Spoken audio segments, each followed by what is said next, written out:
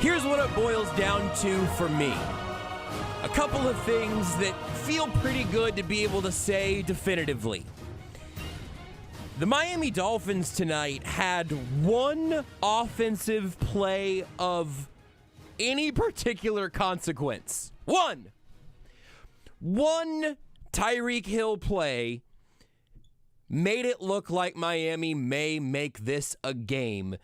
And aside from one play from the Dolphins offense, this was the game we had been waiting to see if the Chiefs could still produce. It may not be all solved just yet, but things are looking pretty good right now in Kansas City as the Kansas City Chiefs defeat the Miami Dolphins 26-7. We got friends in low places. We got swag surfing. We got a dominant Chiefs defensive performance and an offense running through Isaiah Pacheco, Travis Kelce, Rashee Rice, all out of the hand of Patrick Mahomes. Although not all out of the hands of Patrick Mahomes, as Isaiah Pacheco can also take the snap himself, even though sometimes that stresses me out a little bit for reasons I'm sure we can all understand. But whatever happens on now Monday afternoon, by the way, with the Bills and the Steelers, as that game got pushed back, whatever happens in that game will determine if the Chiefs head to Buffalo or if they host the Houston Texans in Arrowhead Stadium. They do have a chance for another home game in this playoff run, but really the story here is what we saw from the Chiefs and in part what we didn't. We'll bring you all the action from Arrowhead as press conferences roll on. We'll eventually hear from Andy Reid, Patrick Mahomes, whoever else the Chiefs bring up to the podium. This is the Sports Radio 810 WHB Postgame Show. I am Joshua Brisco. Dylan Michaels on the other side of the glass. Covell Hudson producing the effort as well. It really is about both sides of the ball doing things that we've seen at times and not seen at times. There are things that make me feel genuinely pretty significantly better about the Chiefs from an offensive perspective, and still plenty of the things that we've seen hamper them throughout the regular season. I do not think this game is making me want to punch the tickets all the way to Vegas, but also this is a game and a performance type that is so good to see. Even as it was certainly imperfect, the deep shots that didn't land and some of the off a tick, if you will, elements of the Chiefs offense, those were still unfortunately present. But when the weather got brutal, and it really was one game at a time for real now, the Chiefs' defense was absolutely dominant, and the offense, for the most part, narrowed down to the players who need to be featured, ran through those guys, and the Chiefs end up putting a reasonable 26 points up on the board, enough to end up being a blowout when you account for how good this defensive unit has been. All of that is encouraging to me. But the story of this Chiefs season, at least the positive story of this Chiefs season, the hopeful story of this Chiefs season, has been about the defense. Tua Tagovailoa nearly breaks 200 yards, gets stuck just at 199, and obviously that is not even doing the Chiefs defense justice. Whole bunch of those yards came after this game was functionally over. There were a couple of stretches where it felt like the Dolphins were running for 4 yards a carry. Never sustained. Longest carry of the game was 14 yards. Tyreek Hill, 5 of 62 on the night. Obviously, these are box score numbers that are going to paint a larger picture here. Don't judge games off box scores. We all watch this. That's all good. But 5 of 62 on the night for Tyreek Hill turns into 4 for 9 when you move that 53-yarder off into a different category. And hey, that was a heck of a play. That was Tyreek Hill doing Tyreek Hill things. It was him getting the better of all-pro slot cornerback Trent McDuffie. And aside from that, 4 for 9. What did you see from the Miami Dolphins offense today? I have one word in particular that we've seen opposing offenses have to kind of shift into in the past. We saw the Dolphins do it some in Germany. And then tonight, it was honestly, just as like a football lover, at times hard to watch. The Dolphins tonight, with the exception of that singular play, were horizontal. Everything the Dolphins did tonight, including when they were in sort of what should have been hurry up. I can't even call it hurry up with a straight face because it was not moving very quickly. But when the Dolphins needed points, they could not push the ball downfield. When they were behind the sticks, they could not push the ball downfield. 3rd and long, horizontal. 1st down, horizontal. Down bad late in the game, horizontal. Close game early on, horizontal. This Chiefs defense gave the Dolphins virtually no legitimate options. A Dolphins offense that is absolutely packed with dominant, top of the NFL speed. And it never mattered. It never really got him. Tyreek Hill's speed beat McDuffie off the line in that spot, but that ball was underthrown. I mean, even then, McDuffie had a chance to make a play on the ball, and, again, Tyreek Hill makes a great play.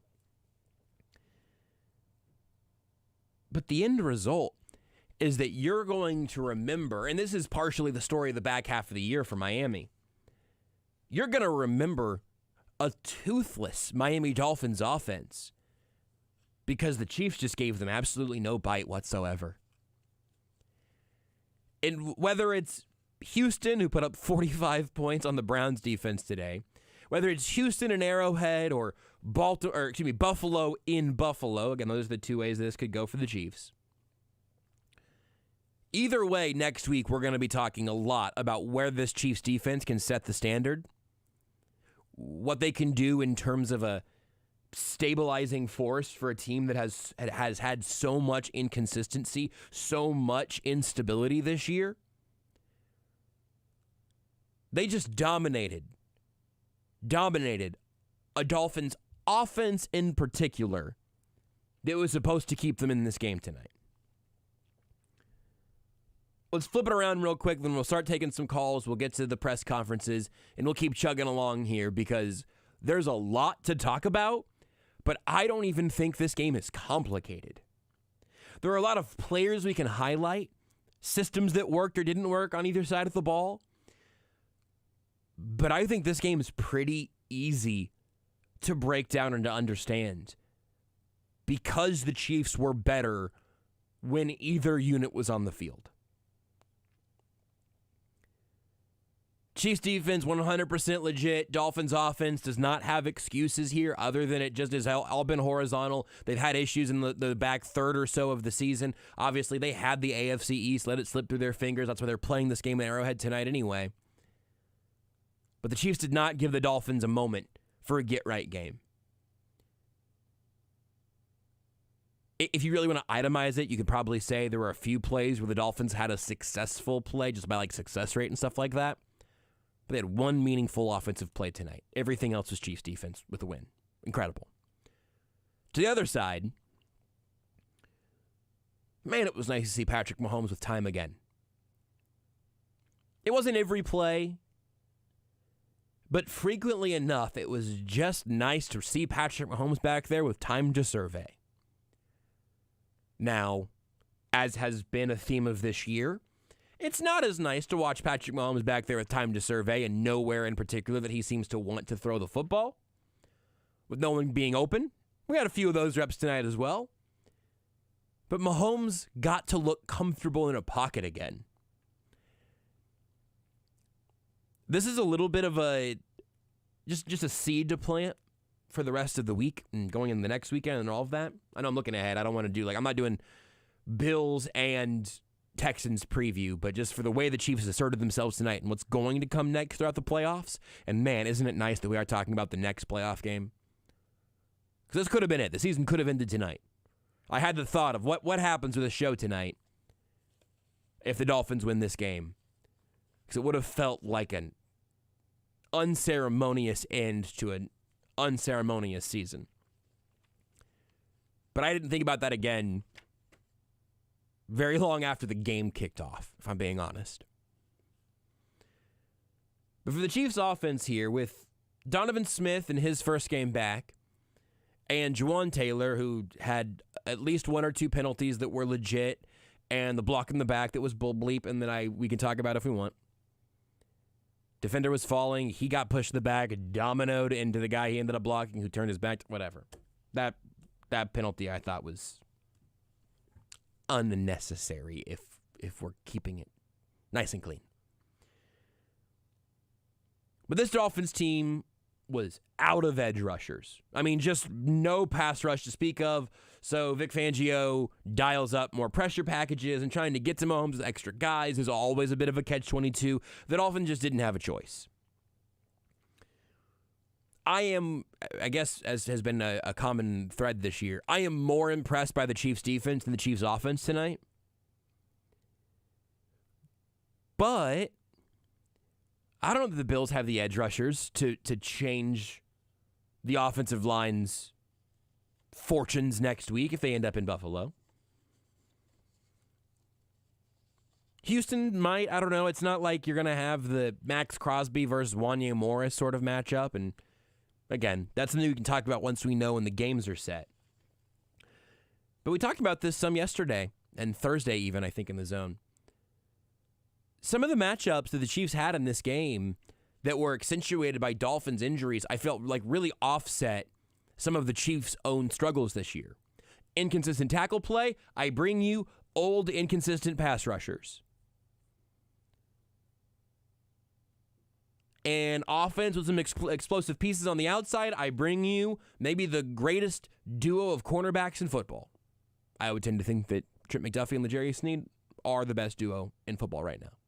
Might have some arguments, but they are high on the list. The Dolphins have a lot of speed. You're playing this game in a deep freezer. And you have some athleticism in your linebacking group. Also really nice game for Nick Bolton tonight. You get that matchup that just sort of ends in Chiefs victories all across the field. Some of that will be sustainable based on the teams that they end up facing. But tonight it was obvious. And this is just a nice thing to be able to say with the confidence that I'm going to say it with. Tonight, in a playoff game at Arrowhead, in the freezing cold, the Kansas City Chiefs were clearly the better football team. And that does not come with the caveat of, well, if you take away all the self-inflicted wounds, they were the better football team. Nope. Tonight, we don't have to say that. Because while Mecole Hardman could have tracked a deep ball that would have been nice to have, he also probably should have gotten a penalty on that particular play. The Chiefs did not capitalize on every single opportunity, but they capitalized on several. They settled for more field goals than they would need to against, let's say, the Bills, or maybe even the Texans at this point. They settled for field goals, and I don't love that. At least one punt that was really frustrating. But this ends up being a game where the Chiefs just needed to keep putting a few points up on the board and to keep sitting the Dolphins' offense back down. They were able to do that while stitching together enough consistency offensively through the three legitimate stars of this offense. Kelsey, Rice, Pacheco, whatever order you want to put them in, and that's with Kelsey's drops. But none of those drops ended up in the hands of a defensive back going the other direction. You may not be ready to put the Chiefs in the Super Bowl. I don't know that I'm ready to put the Chiefs in the Super Bowl right now. But you absolutely have to feel better about where this team stands right now than after so many of the incredibly familiar conversations we've had over the last several weeks of a flawed team, a team that can't get out of its own way, a team that's eventually going to get bounced because of their own mistakes. Tonight, they played pretty clean football. They were the better team. They had a good offensive outing with their stars, and the defense was dominant. Anything the Chiefs accomplish this postseason is going to be with that formula, so it was nice to see it executed tonight. Again, I don't think it's complicated, so I'm not gonna restate the same thing over and over. I'll take your calls and let's see where everybody else kind of finds guys you want to shout out or parts of the game that you found interesting, positively or negatively. Again, it's not a perfect game, but man, it felt good to see a clean game where you knew the team in red was the better football team, and the best playmakers on the field. The best individual playmaker on the field tonight was Rashee Rice, and second place was probably Isaiah Pacheco. That feels good to say. Will they need another receiver to step up in the divisional round? Almost certainly.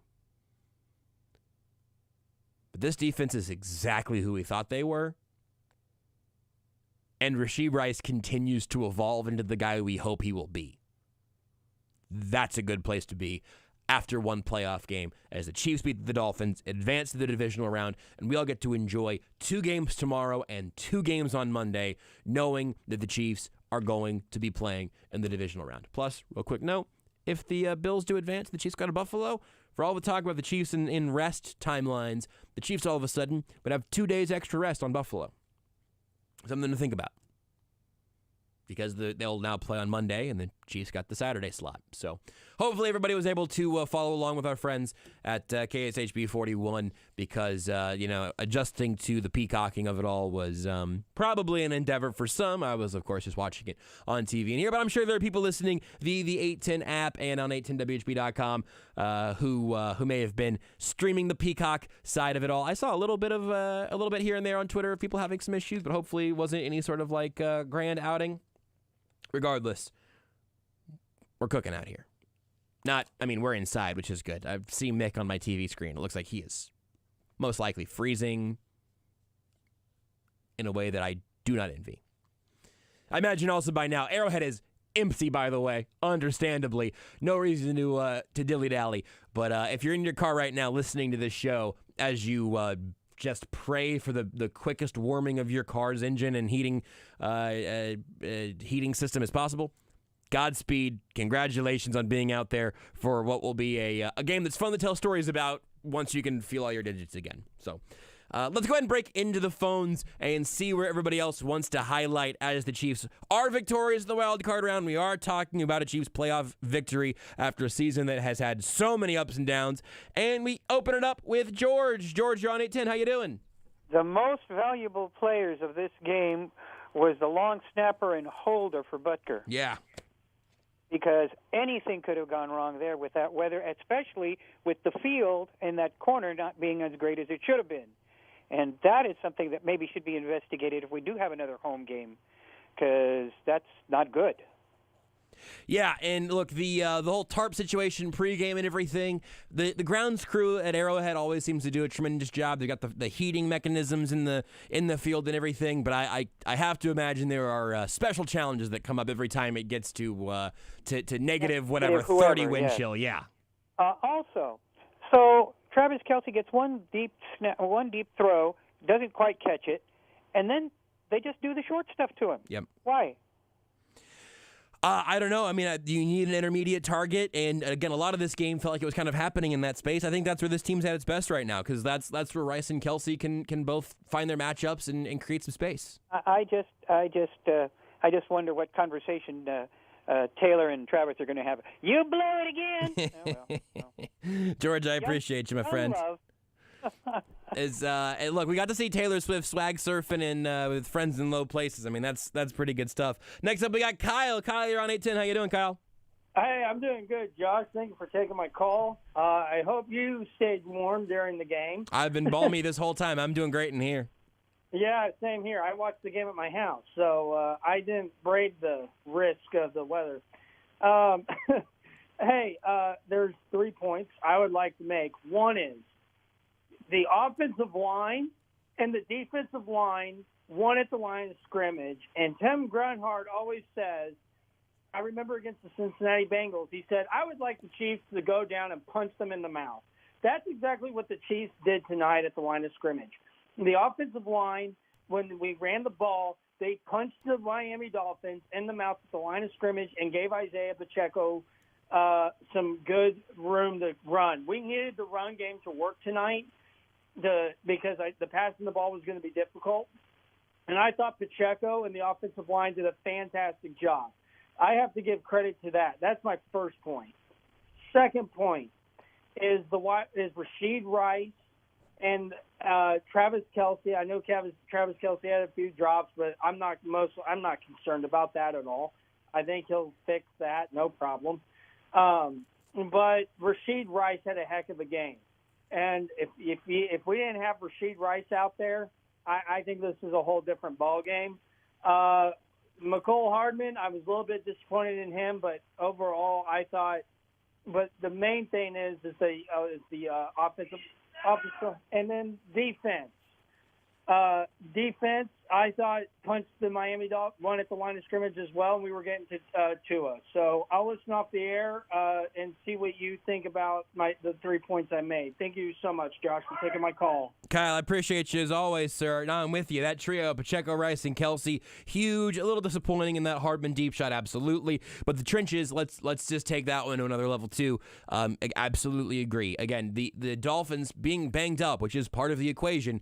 The Dolphins were only really pressuring Mahomes when they were dialing up extra pressure, which is always a very dangerous way to live with Mahomes, and the Chiefs made him pay for that. I think that's absolutely huge, and the Chiefs defensively just won at every level. Trenches, middle of the field, deep, a dominant performance by the Chiefs defense. Next up, we got Gary. Gary on 810. How you doing, Gary? Well, I'm thawed out inside. I don't know about everybody else, but I think everybody that went to the game tonight, I think they deserve a bottle of vodka, a little blanket, and a bottle. Whatever you like. If you're out there tonight, you deserve it all. Absolutely. Watching that game tonight, though, I think one guy that I think needs to get a huge shout-out just over what he's done, just probably over the last few weeks, CEH. That guy has come through when this team has needed him. Mm-hmm. He ran the ball hard.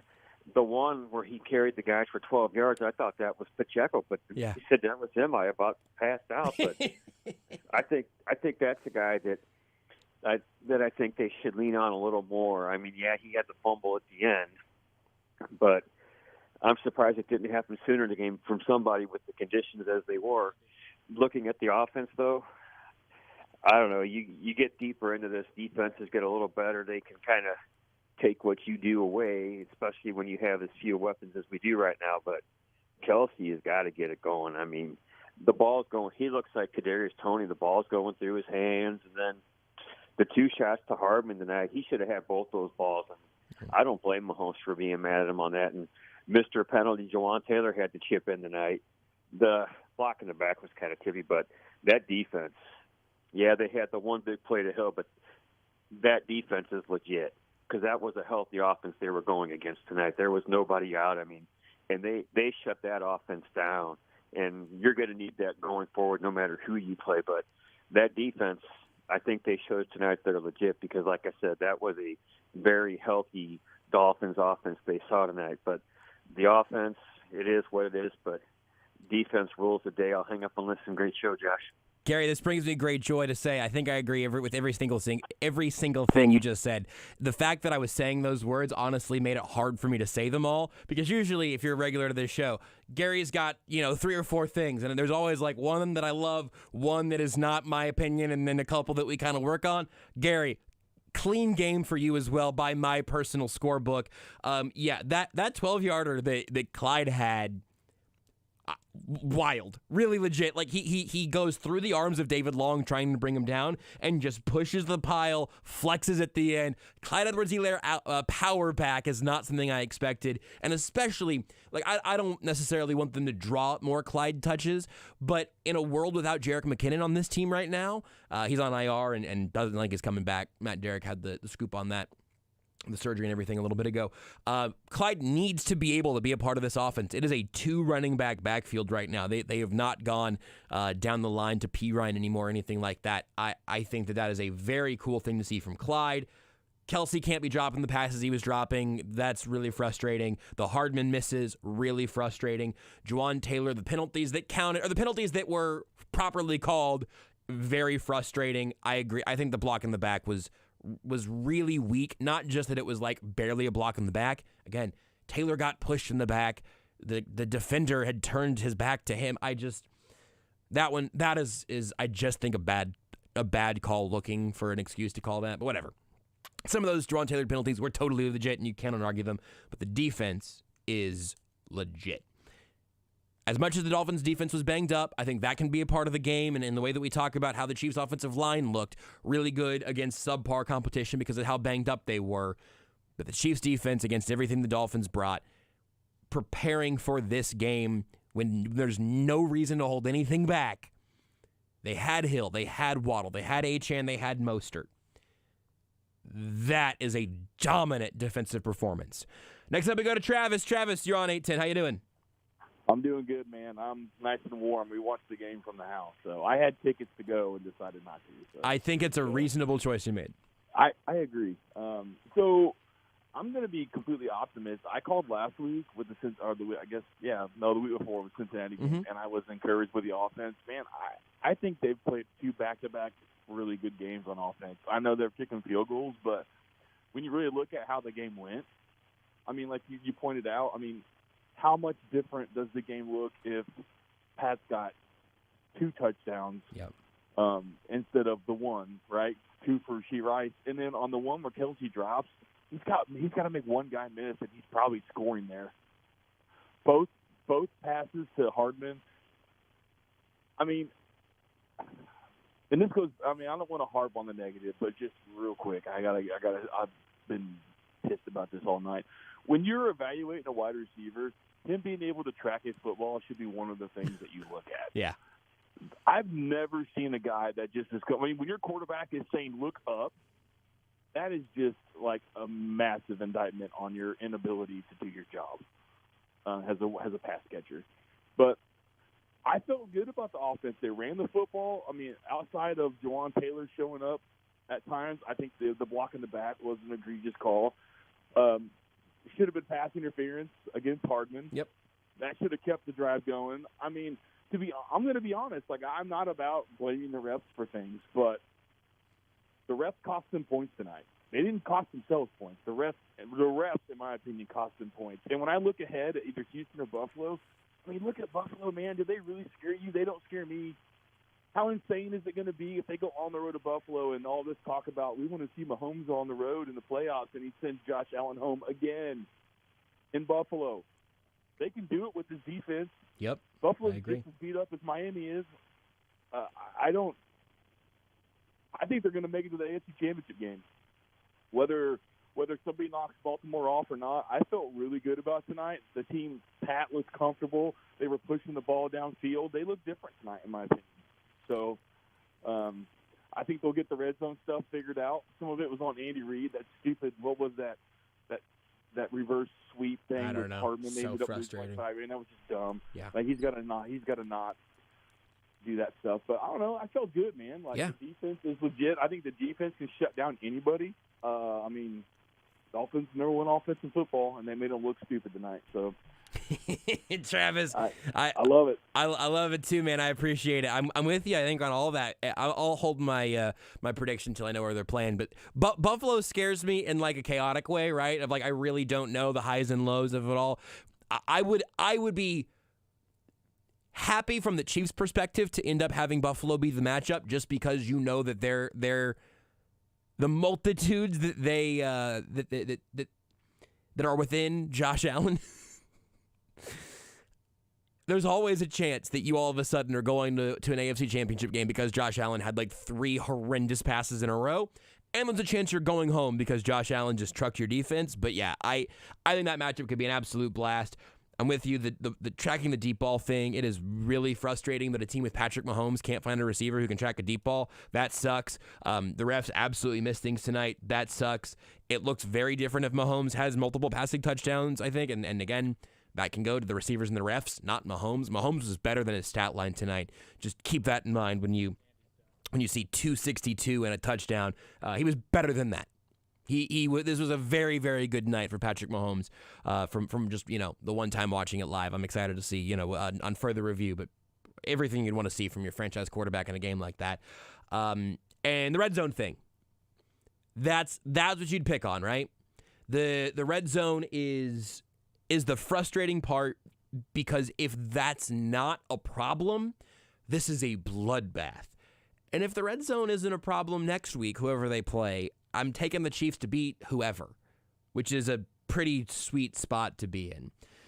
Let me go ahead and Rodney, you're up next here. If I got to cut you off, I apologize. We may just be going out to a presser, but go ahead, Rodney. Hit me real quick. So my thing about it is I would say I will be the first one to say I'm putting the Chiefs in the Super Bowl. Let's go. And the reason I say that is the last time Lamar Jackson had the number 1 seed, he lost.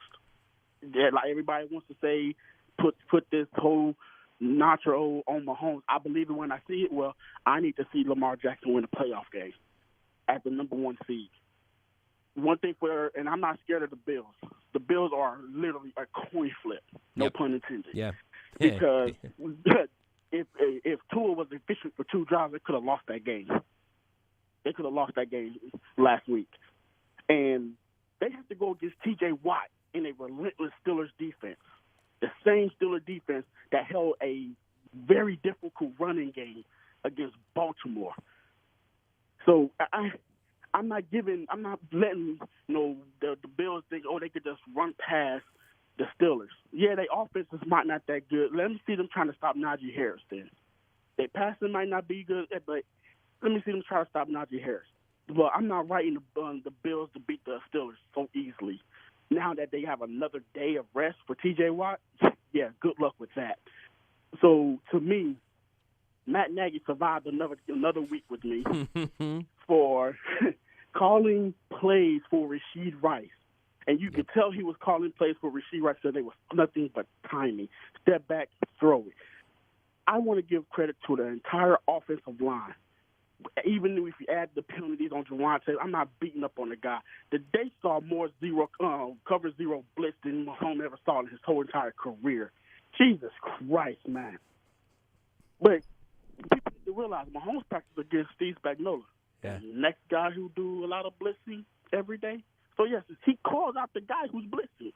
So I give it to the offensive line for holding that up. That wind on that field was nasty. You can see the guys' jerseys, how tight they are, but you can see their jerseys just waving. The deep pass, come on, Hartman, you got to look up and see that early. You're a professional. You got to see that. But the passes to Rashid Rice, how he could turn an 8-yard or a 5-yard pass to a 15-yard gain, he is becoming a zone beater. Buffalo runs zone. Houston runs a little bit of man, but they run zone. The Ravens are a zone defense. Good luck trying to stop Rashid Rice. I think this is a game where Travis Kelce sit there and said, I am now the second coming guy. He passed the torch to Rashid Rice, and that was it. Rashid Rice is the guy. Kelce is second, and he knows that. He knows it. Noah Gray is coming up right behind him. But the torch is now to Rashid Rice. But I need the NFL to give respect to this defense. How is L'Jarius Sneed to rank 35th in PFF rating? I don't know. 35th? I don't know. Wow. But your all-pro, Pro Bowl corner in Jalen Ramsey was scared of that offensive line and scared to tackle Isaiah Pacheco. But you want to try to beat up on Clyde. Okay, and still get ran over. I need the NFL to respect this defense, and that's for everyone that's on there, even Joshua Williams. Respect this defense for who they are. And that's a defense, to me, that could take the Chiefs to the Super Bowl. All Mahomes has to do is just be like Brady. Don't turn the ball over. Good luck stopping Rashee Rice in the zone that everybody loves to play. Good luck stopping that.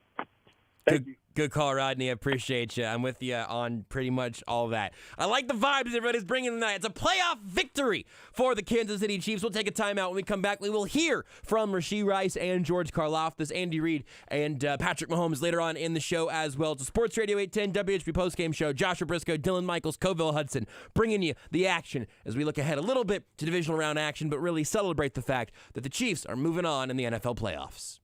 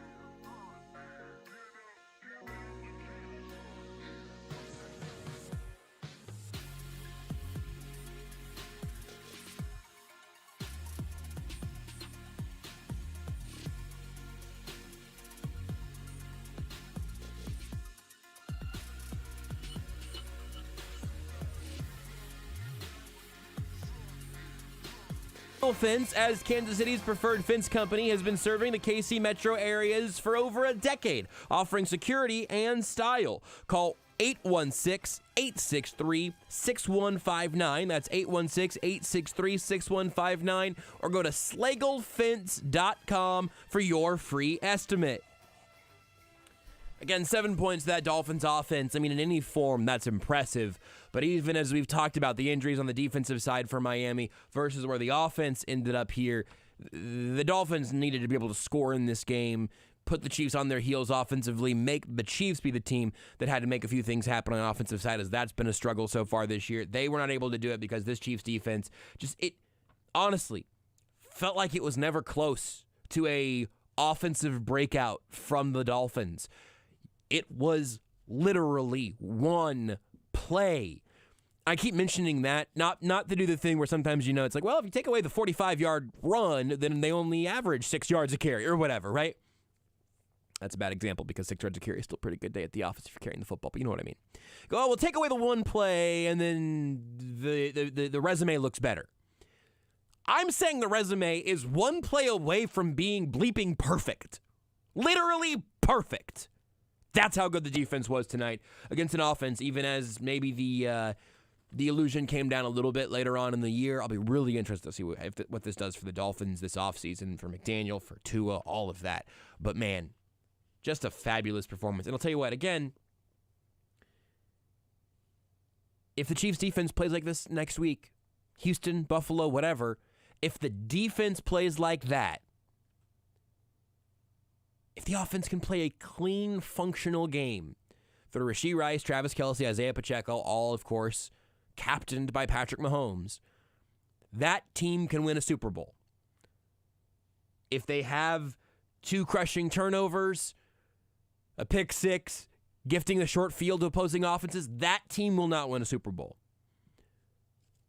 But a team that plays like this version we saw tonight absolutely can beat anybody in these playoffs because they did not do the things that cost them games this year.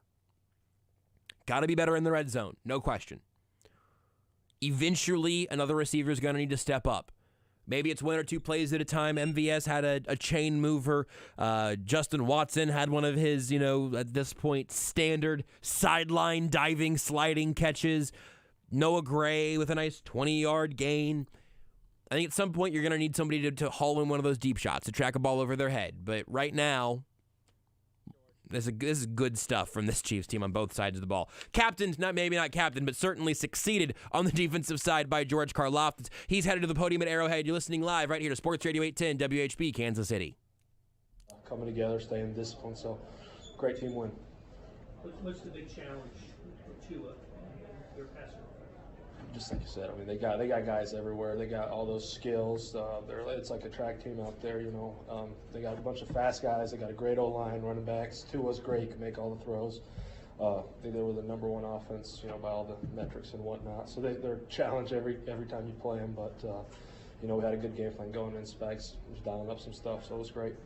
Ken alluded to, this is the second highest scoring offense in the league, and in 2 games you held them to 21 points total. Yeah. What's it say about this defense and its ability to kind of rise up to the level of what I'm talking about? Yeah, we always talk about whenever you play a great offense or a team that has a great defense, matching and exceeding what they're going to do. But for us, it's the same game plan in terms of the basics every single time. Just staying disciplined and staying together. What were the biggest challenges of the conditions tonight? I mean, it was cold, but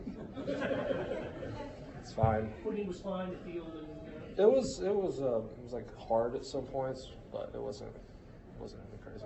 Justin Reid mentioned, throughout the game, sometimes rushing 4, other times 3, sometimes even 2. Just what did you make of Joe Barry and his guys' plan and conditions? Yeah, I mean, Spags going to dial stuff up to let the guys eat, and sometimes I was dropping. Sometimes we had Chris dropping, but it was great. Spags let us do what we're good at, and Coach Cullen gets us prepared all week with the rush plan, getting guys in position, coaching guys up, and it was great team win, just like as I said. Anyone else? Thanks, George. Cool. Thanks, guys.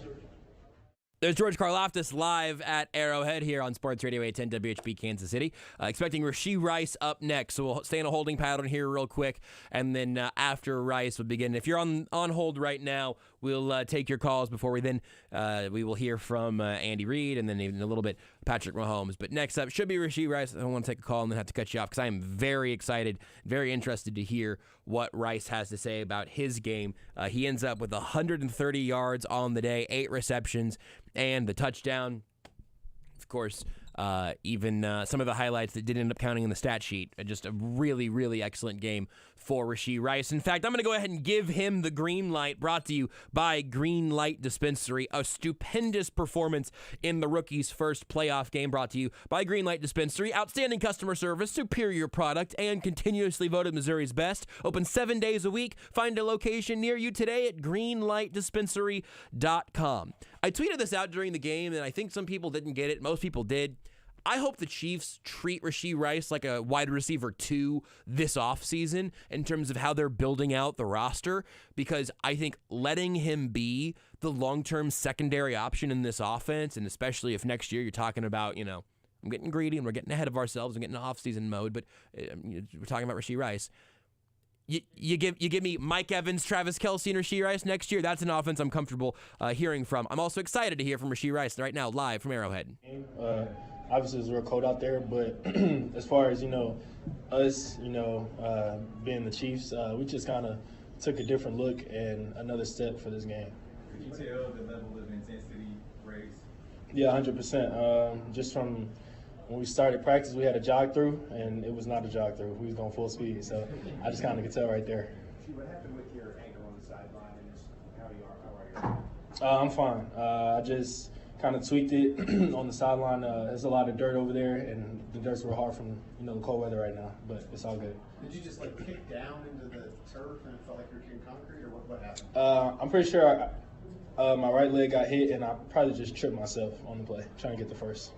You've done so well to sort of recognize some coverage now. I just wonder how much you progressed from when you guys first played the Dolphins to what you showed tonight. I would say I've progressed a lot. A lot of our offense, if I could have known this as soon as I could, but a lot of our offense, goes off of man and zone defense, and as far as if it's zone or man at the beginning of the play, it could change, and you'll be able to, change your route in the middle of the play.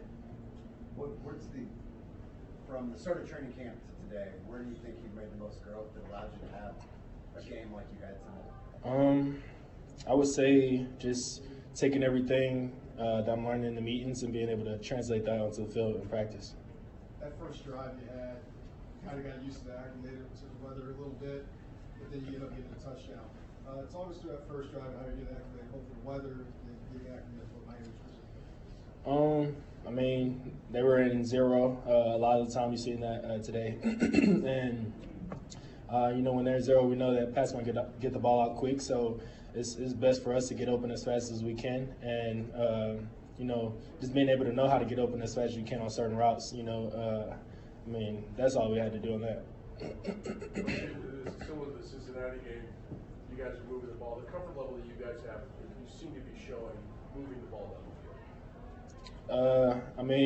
It all starts in practice for us.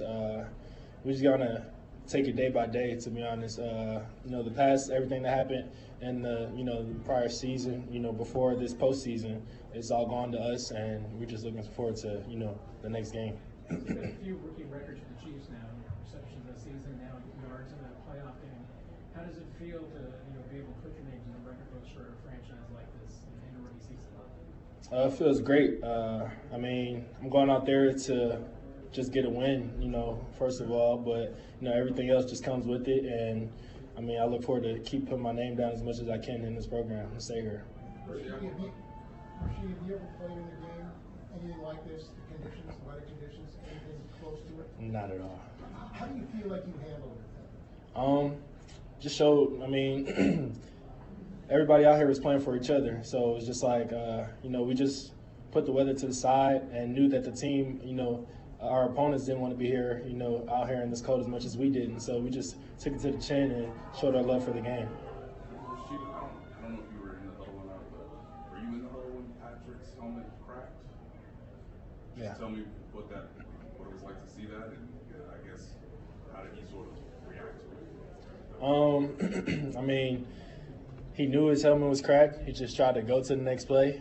We was like trying to strap his helmet up and stuff. He's like, nah, just come on, get the play. You know how Pat is. But, he switched out his helmet, and he just didn't like the helmet because it was sitting on sideline so long. It was super cold, and it was hard inside of it.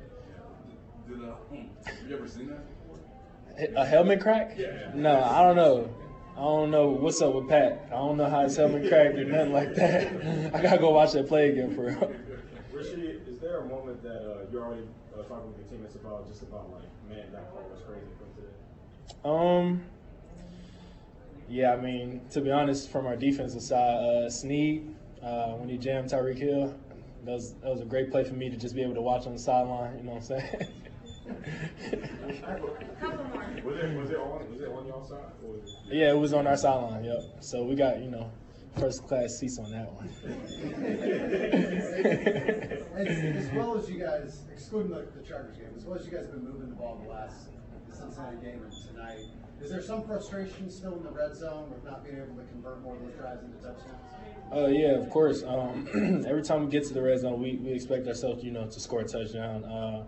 Obviously, Harrison does a great job at, what he has to do, when we don't score down there. But we're going to get back to practice and figure out a way to score down there because, scoring touchdowns wins games. Andy's mustache was seen closing. Did anybody else To be honest, I didn't look at none of our O-line face. Their face would be crazy during the game. But Coach Reid, I did see his mustache. Did you tell him about it? No, we in game mode. I didn't say nothing. Thank you. There's Rashee Rice. Now listen, I wouldn't have said anything to Andy there either. Coach, you got a little something in. Nah, I can wait. Nah, I can. I'll tell you at halftime. He came out from the half. It looked like somebody got a little hair dryer up in there, and at least got some of the moisture out. And then by the end of the game, it was frozen all over again. So there is Rashee Rice after a 130-yard performance in his first playoff action. Again, to put a bow on what I was saying before, then I want to take everybody's been on hold here. I want to clear out the board and get all you guys in real quick, and then we'll take a timeout, come back and hear from Andy Reid. But I hope the Chiefs treat Rashee Rice like he is a number 2 wide receiver for their future. Because Travis Kelce, for however many more years he's going to play, and I think there's a really good chance it's still plural, multiple years, I don't want to end up in a position where you're over-reliant on one guy. And for as many things as Rashee Rice has already been good at this year, there are parts of his game in terms of just like long speed. The more the vertical stuff, which we saw a little bit in the Bengals game and didn't really see from him today necessarily. I want them to be able to let Rashee Rice do the things that he is showing himself to be elite at. And then if he continues to grow, and man, he has grown already. If he continues to add more layers to his game, then every step of that is still wonderful. I am thrilled to have all of it. I love watching Rashee Rice play football. I know that these are comparisons that are not perfect, and have been thrown out before. But Dwayne Bowe changed how I watch the Chiefs. That was just like the 2007 draft. I was 13. That draft and the Chiefs getting a wide receiver who was going to be like a guy. And then the way he played and everything else about Dwayne Bowe was really important to me watching the Chiefs at that point. You see a little bit of Dwayne Bowe, you see a little bit of Sammy Watkins, and there are parts of both of those games that do not perfectly match up with Rashee Rice. But the way that he moves with the ball in his hand and how dynamic he is really, really, really unique. I want to be greedy here after the way this season's gone. Next year, I want Travis Kelce in maybe a number 2 weapon role. I want to see Rashee Rice maybe as a number 2 weapon as he continues to grow. And I want to see Mike Evans. And I want to see a tight end or a wide receiver they draft in the first or second day of the draft. I don't necessarily need the Brett Veach stereotypical complete positional overhaul because you have Rashee Rice at the core of it all, and filling out the rest of that group on the back end is going to be one thing. Getting the front end of the depth chart figured out is another. I'm really excited about Rashee Rice, and I don't want that to end up being hampered because he enters next year with the expectations of having to be a 1,500-yard receiver. Even though I do think there's a chance that he could be a guy like that. I mean, that's almost 100 yards a game, right? That's a big number. But a 1,000-yard receiver right now isn't what it used to be. I'm thrilled about Rashee Rice's long-term view. I hope the Chiefs build around him as to not leave him carrying an outsized amount of that workload. But that's a long view. This year, I want to see all the Rashee Rice that we can handle, that he can handle, that the Chiefs can handle from here on out in these playoffs. Because that, I think, is going to be a special, special opportunity. You know what? Let's go ahead and take a timeout here. We had to come back a little bit early to get to the pressers and everything. So anyone who's on hold right now, I promise, stick with me through one more commercial break, and we'll get all four of you guys in, and then we'll hear from Andy Reid, Patrick Mahomes a little while after, and a lot to talk about and a lot to celebrate here as the Chiefs roll on in the playoffs. Some of the lows of this regular season feel a lot further in the rear view than I was thinking we may ever get to actually enjoy. The defense is dominant. Rashee Rice looks like a superstar, and the Kansas City Chiefs are moving on.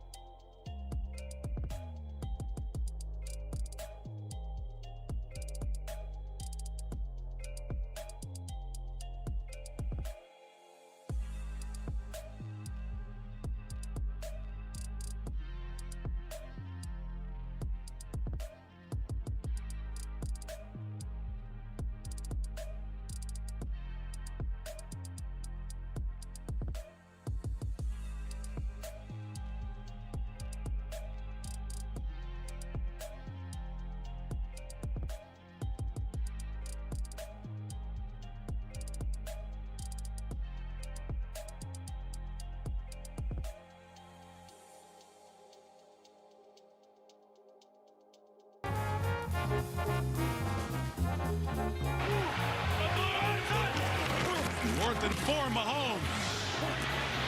Now going to have to make a play, and nobody does it better than him. There goes Mahomes inside the 10. First and goal. Vintage Patrick. There it is, Mike. That's the formula right there. Play within the system. Get the ball out of your hand. Throw it to your best guys. Run it to Pacheco. But in the big moments, go be Patrick Mahomes. 4th and 4. After a tackle for loss. Just a 4-man rush. Nobody sees and feels the rush better than Mahomes. And he's a sneaky, good athlete. He's elusive. He's hard to bring down. What a play by that guy. Vintage Patrick. I don't know how long in the past we have to go to remember what it can look like when Patrick Mahomes takes over in the playoffs, but that play was it. That's our Magic Mahomes moment, brought to you by Champion Heating and Cooling. Keep your family warm this winter, and man, if you're not thinking about it right now, man, I don't know what to tell you. No better time to tell you about what you should do in terms of keeping your house warm. That's Champion Heating and Cooling, and keeping your family warm this winter with their Champion Premium Furnace. Find your local Champion dealer at championhomecomfort.com. That's championhomecomfort.com. And don't forget to ask about their free 10-year parts and labor warranty. Always leading, never compromising. championhomecomfort.com. We will get to Andy Reid and Patrick Mahomes. We got a ton of audio from the locker room. We'll begin going through all of that after we take the calls. Everybody who's been waiting online so far, appreciate everybody's patience as we talk about the Chiefs advancing into the divisional round, getting the home win over the Miami Dolphins. Dan is up next here on the show. Dan, how you doing, sir? Hey, Joshua, how you doing? How about that dominant performance by the Chiefs defense and offense for Rasheed Rice's first playoff game, 130 yards. And that defense almost finished a shutout tonight. Yeah, Joshua, was a really great performance. And red zone red zone Chiefs just got to work on that better. And once they get that nailed down, they're going to be real tough to beat. I just got to see more from Hardman and Stanley, but every day. Anyway, great offensive and defensive performance. And the Dolphins really buoyed Joshua. They had a 3-game lead over the Bills, and they could have won that game at home. They committed 3 turnovers on Josh Allen. So it's on them. So let's take care of the Texans, or they go to Buffalo and take care of the Bills. Take care of yourself, Joshua. Dan, appreciate you as always, sir. Look, Hardman and MVS and trying to get them involved, get that deep shot stuff happening again would be great. But with what you saw from everything tonight, it's hard not to feel at least pretty good about where things are headed. Next up, we got Juan. Juan, you're on 810. How you doing? Good. How are you doing, Brisco? Excellent, man. What's on your mind? Oh, man, voice is a little gone here, so let me know if you can't hear me. But I understand. Quick shout-out here to the Egg League Fantasy Football and to the Kappa Kappa Ridge out of Parkville. But let's get the brass tacks here. The Chiefs made a concerted effort to give the ball to Rasheed Rice and also to Pacheco. If we look at the box score, I mean, it's clear as day that 24 carries, 89 yards by Pacheco, a touchdown. That's phenomenal. He's your bell cow. Yes, we love Clyde. We definitely need him for a change of pace back. But, man, Pacheco is a monster. Keep beating him. In the playoffs, defense and running the ball wins games. Yes, we have Mahomes. Love it. At this point, Pacheco is so good, we need to keep riding that. But then look at the young players. Rasheed Rice, 12 targets, 8 receptions, phenomenal for 130 yards and a touchdown, potentially 2 touchdowns if one didn't get called back. Yep. And then, of course, vintage Kelsey, 10 targets, 7 catches. What an incredible game by the offense. We left points on the board. Yes, there were some penalties. Our kicker, phenomenal. I mean, this is a great game. Defense, I mean, phenomenal across the board. You got Bolton, 10 tackles. George comes up being his, amazing self. Overall, great game. Points were left on the board, but synopsis of the whole day was feed Pacheco, feed Rice, we get W's. Thanks again, Josh. Appreciate it, Juan. Good stuff there. Yeah, absolutely. Running the offense through those 2 guys and then letting Mahomes be Mahomes and then getting a little bit of that vintage Travis Kelce. Yeah, that is enough offensively to keep winning playoff games with how good this defense has been. Next up, we got Steve. Steve, you're on 810. How you doing, man? You. Steve, you got me? Who? Yeah. Hey, Steve. Hey, what up, Josh? Hey, man. How you doing? Good, brother. Hey, La JG, Shout out to La J. La G? Where we at? Darn right. Hey, El Bandito Tequila, Yankee. Hell yeah. Who's like a baby's butt. Hey, how about everybody's talking about everything? I hear nothing about Pat. it looked like the old Pat to me. Yeah. Making plays when it wasn't there, get rid of it. And keeping it himself when he needed to. Little Mahomes magic. You just heard it. Yes, for sure, Josh. I mean, that's what we needed. How is Arrowhead out there? How'd Pat being everybody hold Pat. up? Pat being Pat. That's what we needed. And look, he gave it to you today, a little playoff pat as well. So shout out to all y'all out there in the tailgate, because I have to imagine you were fighting the elements today. So good effort out there today, Steve. Thanks, Josh. Thanks, Josh. Shout out to all you guys out there. I like it when I can hear the back and forth from the duo there. That's how I know La J. And I don't think you said La G, but I know that's the La J crew right there, being well represented. A little tequila sponsorship reference as well. That's plug. That's right up Stu's alley. I mean, listen, I can't enjoy any of that right now, but I will enjoy. I mean, the first thing I'm gonna do when I get home is enjoy sleeping, most likely. But whatever it takes to stay warm, little internal warmth there, and I'm not talking about the hand warmers. Go ahead and close us out here, Chandler. You're our closer today. Go ahead and hit us with it. Hey, Josh. First of all, happy semi-annual. The Chiefs won the Tyreek trade day. It's a great day. I want to talk about the offense, keep that rolling a little bit. It seems like the first 6 or 7 games of the season, all the national talking heads, all the Chiefs fans around town, they were talking about, like, when is this offense going to find that next gear? And that kind of died down after the bye week. We realized the team is what the team is. I think they have another gear, man. They like they said, like we've all talked about, they dialed it down to run the offense through Kelsey, Rice, and Pacheco. And in structure, for the first time all season, really, they were working it to MVS and Watson and Noah Gray, those secondary tier of targets in structure. And it was awesome to see. They're, a Kelsey drop, a couple 80-20 plays that the 20 side won to McCole, where this could have been a 42-7 game. Yeah. Leave it to Andy to dial up the best offensive game we've seen in a couple months. With that, if you need me, I will be upstairs at Kelly's Westport Inn. Shout out and good night. I will not see you out there most likely, but I hope somebody does. Shout out Chandler and everybody out there at Kelly's. That'll be a good time if you are looking for a place to get warm. Again, you find that warmth from the inside. Pizza? That's what I was thinking too. Oh my gosh! I was thinking the hot pizza right now is what I'm thinking of. I would do some horrendous Tastes things. way better at like 1 o'clock for some reason. Well, Dylan, is this your way of asking? Because fine, I'll go out after the show if you insist. I probably won't. I feel great right now, though. It's nice and warm and cozy in the studio. And it's a good point, Chandler. The secondary options in structure is a good point. I take notes when people call because I like to try to keep track of what everybody's talking about, and because a lot of you guys, it's always really nice to make sure that we're covering the right stuff. And also, sometimes you'll mention things that I gotta write those little I gotta take those little nuggies from you sometimes. Write those little nuggies down, and that's a great point. Because I said earlier, I still think that some of those plays, you call them 80-20, maybe they're 60-40, maybe they're 50-50. I don't know. It depends on who you're throwing it to. But you get those secondary options a little bit more consistently. Just a little bit. I'm not asking for, 4 bombs to MVS every game. But, one of those guys gives you a big play each game, and one of those guys gives you, a solid effort, and you run it through Rice, Kelsey, Pacheco. That offense can do enough when this defense is as good as it is. It's all right there. And look, we'll see next week. Now listen to me get 2 games ahead. Are you ready, everybody? I'm going to get 2 games ahead of myself. We'll see when Baltimore plays whoever they play next week, if they look like they're going to be the team to beat in the AFC legitimately, or is it all going to be really, really fine margins? I don't know. But one thing that's been true about this Chiefs team pretty much all year, and it just took us a little longer to learn it than maybe it should have, because they lost week 1, obviously.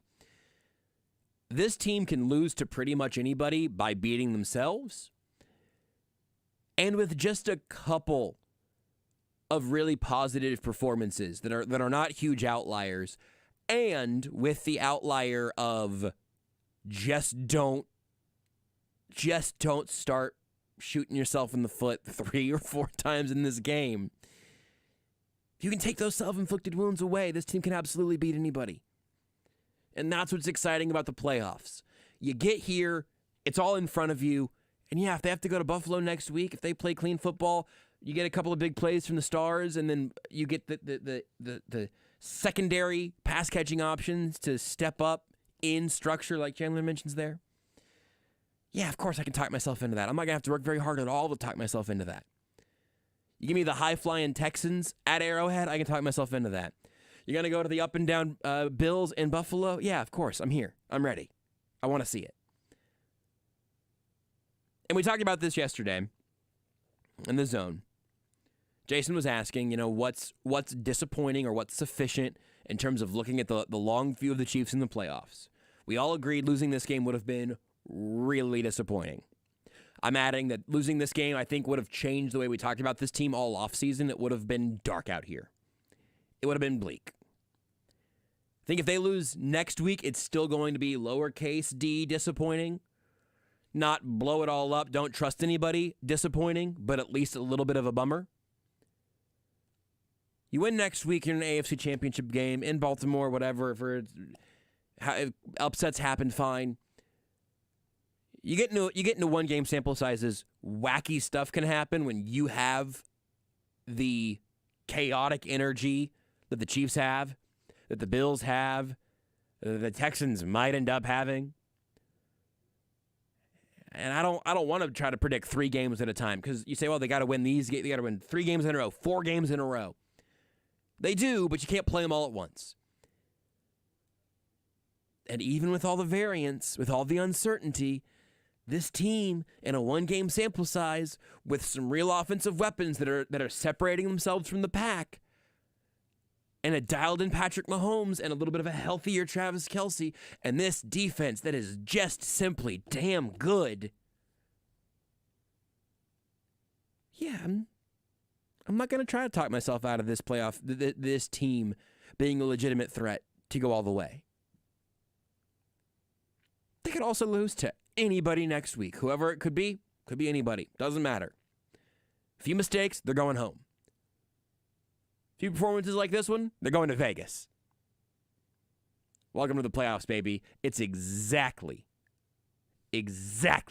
this chaotic. We'll hear from the head man himself, Andy Reid, next in Sports Radio 810 WHP Postgame Show.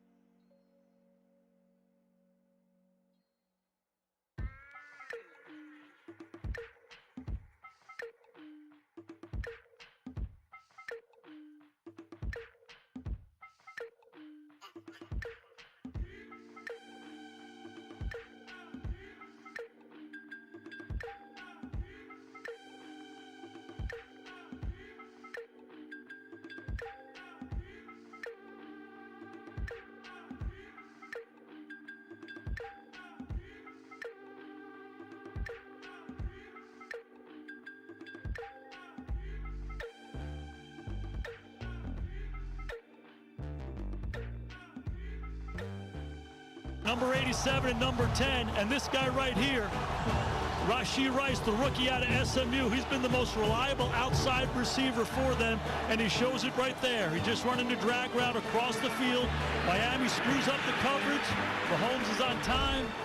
Rashee Rice catches it and finishes it. What a drive for the Chiefs.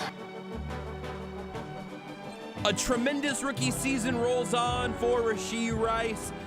The Chiefs would not be in the position they are right now without him. And without him making huge plays in his first year in the NFL and now in his first playoff game in the NFL. That's our play of the game, brought to you by the Central Bank of the Midwest. At Central Bank of the Midwest, every customer is a first-round draft pick. Central Bank of the Midwest. Strong roots, endless possibilities. Member FDIC. We will go from the team's number one wide receiver to the team's head coach, because it's about time to hear from Andy Reid. He's brought to you by Westlake Hardware. Westlake Commercial, a division of Westlake Ace Hardware, is your local business-to-business supply partner. Their commercial team, dedicated business-to-business website, credit terms, and convenience store locations make it easy. Visit your local Westlake Ace Hardware store or westlakehardware.com/commercial today. We'll start from the top here with Andy Reid, his opening statement after the playoff win and talking about some of the injuries the Chiefs suffered tonight. All right. Thank you to the fans and the great job that they did, along with the grounds crew of cleaning things up and making that field playable. And they did a great job. Has to go off to our team for the job that they did and really for the Dolphins. I thought they came out and bared with all the weather. It's a little bit different than down in Miami, and I thought both teams handled that pretty well. And then there are a bunch of things, but our defense with the third down ratio was incredible, and the job that they did. 1 for 12 on third downs. That's quite a stat there. And then there are a bunch of individual efforts. Offensively, I'd start with the offensive line. Defensively, I'd start with the defensive line.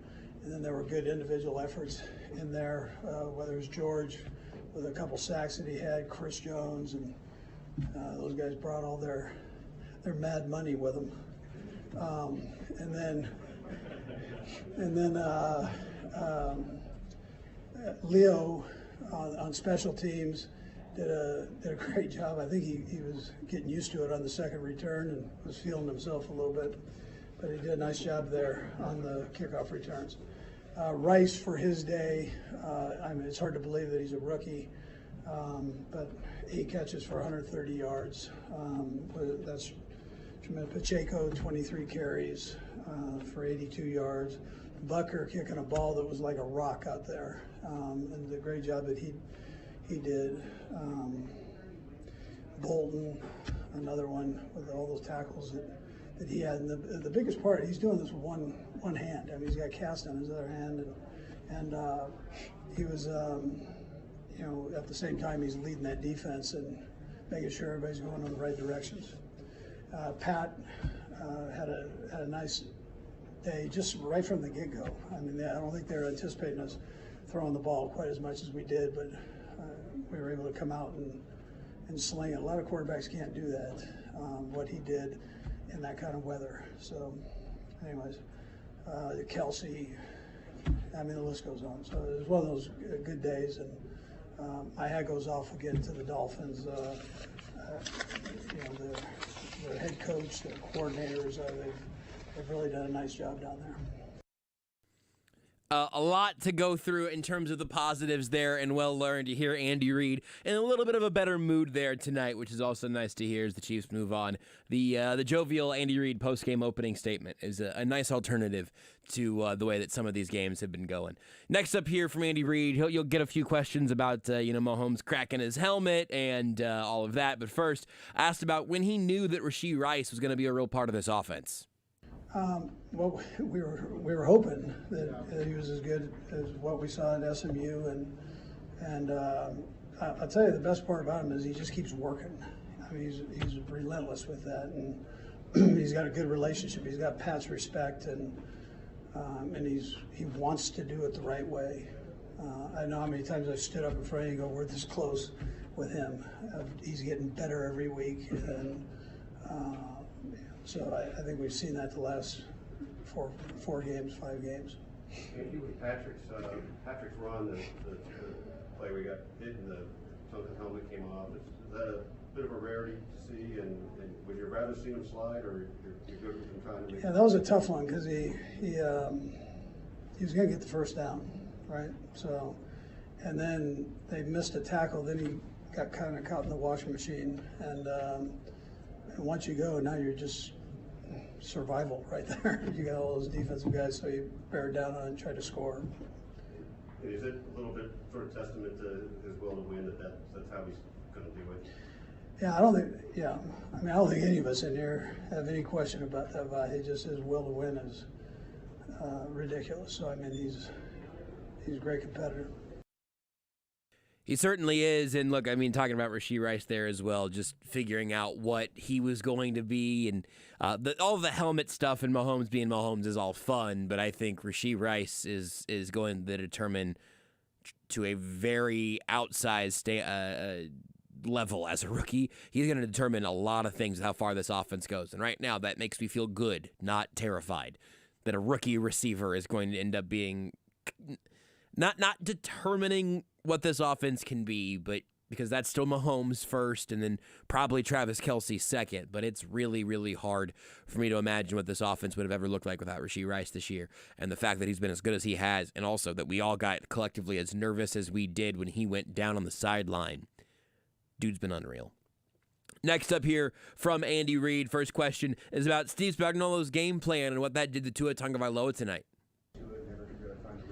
Yeah, listen, I thought Steve had an unbelievable plan. I thought the guys executed it well. That's not an easy defense to learn, and that's why when I tell you about Bolton being able to get everybody lined up and ready to go, and the front end and back end, he does great with that. But they've got a great connection between them. So Bolton's like a coach out there, and Drew was able to come in and pick that up too. And when Bolton's out, he jumps in and does the same thing. But Spags he's a great mind. Does a heck of a job with his guys. I'll tell you the same thing on the offensive side. I thought Nags had a great plan. The guys executed it. I thought Andy Heck's group, really did a good job, as did Joe's on the defensive line. And that's you get in the playoffs. I mean, it's kind of where it starts. So you got to make sure that you're sound there. How about specifically the job the defense did on Tyreek? Yeah, listen, Tyreek's a great player. I mean, a great player. And you saw the one catch he had. But you don't see Tyreek get knocked down very often. But Snead did that, and I have a hard time believing there's another corner as good as him in this league. He's really playing well and challenging. And you've got McDuffie on the other side who is doing the same thing. I mean, he's playing great football. So, as is the secondary. So, I mean, David's done a nice job with that group. Yeah. Secondary was stupendous tonight. Again, I know this is the fed horse I'm feeding. It's a real deep Easter egg. If you get it, you get it. But the thing that I will restate and underline until it's absolutely redundant, and you've heard me say it 1,000 times, the Chiefs got once tonight defensively. And Trent McDuffie got once tonight by Tyreek Hill. We can go back and we'd have to count up the score if we're going to do boxing scoring on the Germany game and tonight for how many times Tyreek Hill beat the Chiefs. Not obviously his team, but I mean, he as a player, how many times did he do something to the Chiefs defense that really mattered in that moment? Happened one time tonight. This defense is great, and I love that that's just a thing we can talk about factually because it's been a blast all year. One more series of questions to Andy Reid. First about not knowing who their opponent's going to be coming up next, kind of what that means for the preparation, and then a question about his frozen mustache. Yeah. Well, you look at a couple different teams. We'll find a way to make it work. But the rest is good for the guys. Andy, I know you were able to make it mind over matter about the weather, but it looked like that you had to deal with some icicles in the mustache. Did you just say, bring it? Yeah. I mean, the worst thing that could happen is it falls off, right? So. Good? All right, good. Thanks. Yep. The number of Andy Reid sort of items to caricature continue to grow here. The mustache, iconic, but now the icicle version of the mustache. I know we're a long ways away from having to come up with new Halloween costumes or whatever, but he had the fogged up mask during COVID, the icicles in the mustache tonight, and just one of many ways that you can go ahead and dress up as Andy Reid, whatever that the celebration may be for. You got options, and hopefully the celebrations will continue deep into January and maybe even into early February again for the Chiefs this year. It looks good right now as they advance beyond the Miami Dolphins. We'll take a timeout, come back and hear from Patrick Mahomes next on the Sports Radio 810 WHB Postgame Show.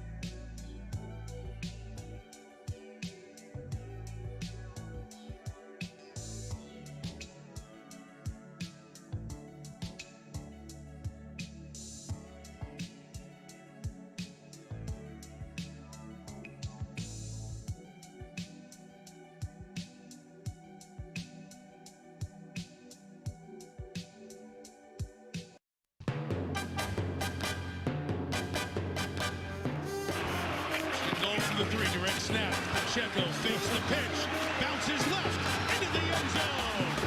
Touchdown, Kansas City.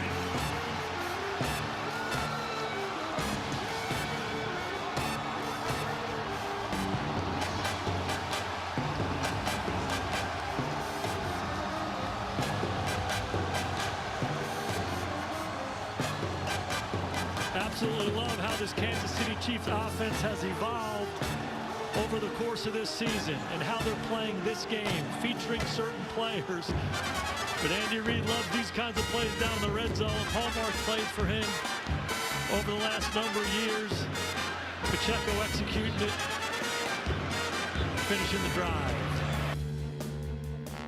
It was a little scary for me watching it in real time, but the Miami Dolphins defense wanted nothing to do with Isaiah Pacheco right there. That is our sweet play of the game, brought to you by Andy's Frozen Custard. Stop by Andy's Frozen Custard, grab an 87 concrete, and help Travis's 87 and running foundation with every purchase.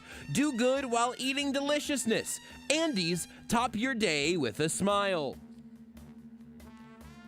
It really was a spectacular performance from Isaiah Pacheco today. He helped make the life of Patrick Mahomes a little bit easier. We'll hear from Patrick Mahomes in just a moment. The quarterback press conference is brought to you by Robert Brogdon's Olathe Buick GMC and Olathe Kia. You can get a worry-free money-back guarantee on new vehicles when you buy from Brogdon. Visit BrogdonAutomotive.com. That's Robert Brogdon's Olathe Buick GMC and Olathe Kia. Let's start from the top here with number 15. He went through a few questions in this clip. You'll hear about Rashee Rice, the Dolphins defense, and all of that. But first, a little bit of an investigation into what happened with Patrick Mahomes' helmet. When it cracked on him, he was asked if he's ever had anything like that happen to him before. I have not. I'm sure it had to do with it being really cold. But yeah, I didn't know what happened in the moment, but I got in the huddle and everybody was telling me, and I was like, I got y'all, but I'm not coming out the game. So we could figure out on the sideline. So I was hoping we scored. Obviously, we didn't end up getting in the end zone, but yeah, it was a first for me. And whose helmet came in? It wasn't a backup that just happened to be out. They have a backup that's out there. We got to talk about where we store the backup because it was like frozen. So like when I tried to put it on, it was completely frozen. I couldn't get it on. I don't know if anyone got a picture of it. It didn't look great, but we were able to adjust it on the sideline, get it kind of warmed up a little bit, and get rolling from there. Other than that, you feel like you guys handled conditions about as well as you reasonably could have? Yeah, I mean they did. They brought a lot of pressure. I wish I would have been able to make some of those throws. We had some guys kind of running free downfield. I missed a couple of them, but other than that, I thought the guys accepted the challenge. We were able to throw the ball. We were able to run the ball against some of those pressures. I thought the O-line did a great job. I mean, we had that mentality all week is we're going to go out there and play football. We know it's cold, but we're going to go out there and play football and see what happens. How important has Rashee become as an outlet for you? Yeah, I mean, he's doing great, man. He's getting better and better every single week. Some of those guys hit that rookie wall, and it seems like he just kind of pushed right through it, and he just continued to get better and better. And he's a great player. He has that right mentality. He comes to work every single day, and he made a lot of great plays for us today that helped us win the football game. I mean, he's been absolutely massive for this offense, and seeing him come through that way in this game today is just huge for the continuing process of what Rashee Rice has meant to this team. Next up, you'll hear Patrick Mahomes talk about handling the blitz and everything that the Chiefs that's handling the blitz for the Chiefs offense. But first, here about what the Chiefs defense did to make it tough on that Dolphins offensive unit. Yeah, no, I talked about it. I think in training camp, I was like, I really would not want to play our defense because it's not just. We have great players. We have great players all around every single level. You have players, you have depth, guys rotate in, can do it all. And then you have Spags in this scheme, and all the guys are so well coached in the scheme that they use it to their advantage, and you never know where they're at. I mean, Snead can play inside, outside. McDuffie can play inside, outside. All the linebackers can guard and can make tackles. And it's hard to get a beat on what they're doing. And so that's what I knew in training camp. I was like, man, I'm glad I don't have to play those guys because that would be tough.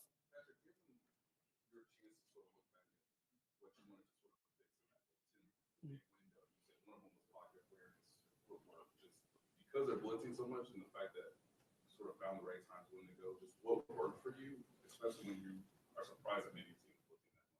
Yeah, I mean, we knew that they might blitz a little bit. I mean, they did a little bit against Buffalo, against Josh a little bit. So I try to have answers for every single play. For the most part, I thought I did. Even though if I didn't hit it, I was going to the right spot and on time, trying to give our guys chances to make plays. I mean, obviously it was more than we expected. I think it had to do with our offensive line was blocking so well when they weren't blitzing, so they had to bring some pressure to kind of get some pressure on me and get the ball in my hand.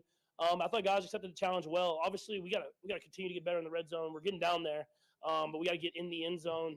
If that's running, throwing, whatever that is. But other than that, I thought we played a pretty good game offensively. But we got to continue to get better and better as the playoffs go. And again, with the state of the Dolphins' pass rush, with them just being absolutely ravaged by injuries, and look, I think the Chiefs beat the Dolphins at full health tonight, but with it being as brutal as it has been for that Dolphins defensive end position so far, they had to bring pressure artificially in some way because they just weren't going to win with Melvin Ingram and Justin Houston and Emmanuel Ogbah. I mean, and Ogbah is like clearly the guy of that group who's actually like, I almost said still in the prime of his career, and that's not accurate.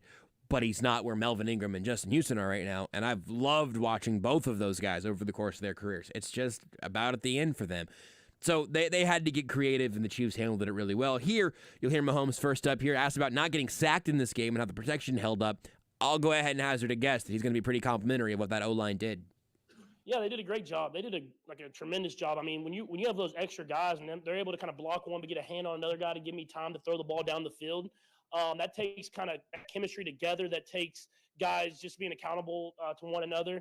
And then the running backs did good stepping up, making their blocks and protection as well. And so whenever there was four-man rushes, they did a really good job of protecting against Wilkins and 92 in there. And so and then whenever they did bring the pressures, they did a good job giving me enough time to throw the ball down the field, and we hit some. And obviously, I want to hit more, but we were able to score some points. Can you take us through that fourth down scramble play? Yeah, they did a good job. We were expecting pressure. We were expecting some type of man coverage. They played zone. It covered it really well, but I mean, offensive line blocked for a long time, gave me that window. I was able to run. Obviously, was going for the first down, and then got down the sideline and got us into the red zone. So. I was just happy Coach Reid, he was confident in us to do that. After I kind of made not a great read on the play before, I could have handed it off. I was trying to be like Penix, but we stole that play from him, and it worked for them. And I pitched it, and the corner was out there, so he's better than me at that. So I got to make sure I ask him next time what the read is on that and how he's able to read that. Yeah, and we saw the play and thought it was sweet, but obviously the corner stayed a little bit further out against us. And I still pitched it, so it's not great. But we made it work on fourth down, and we were able to kind of continue to get the drive going.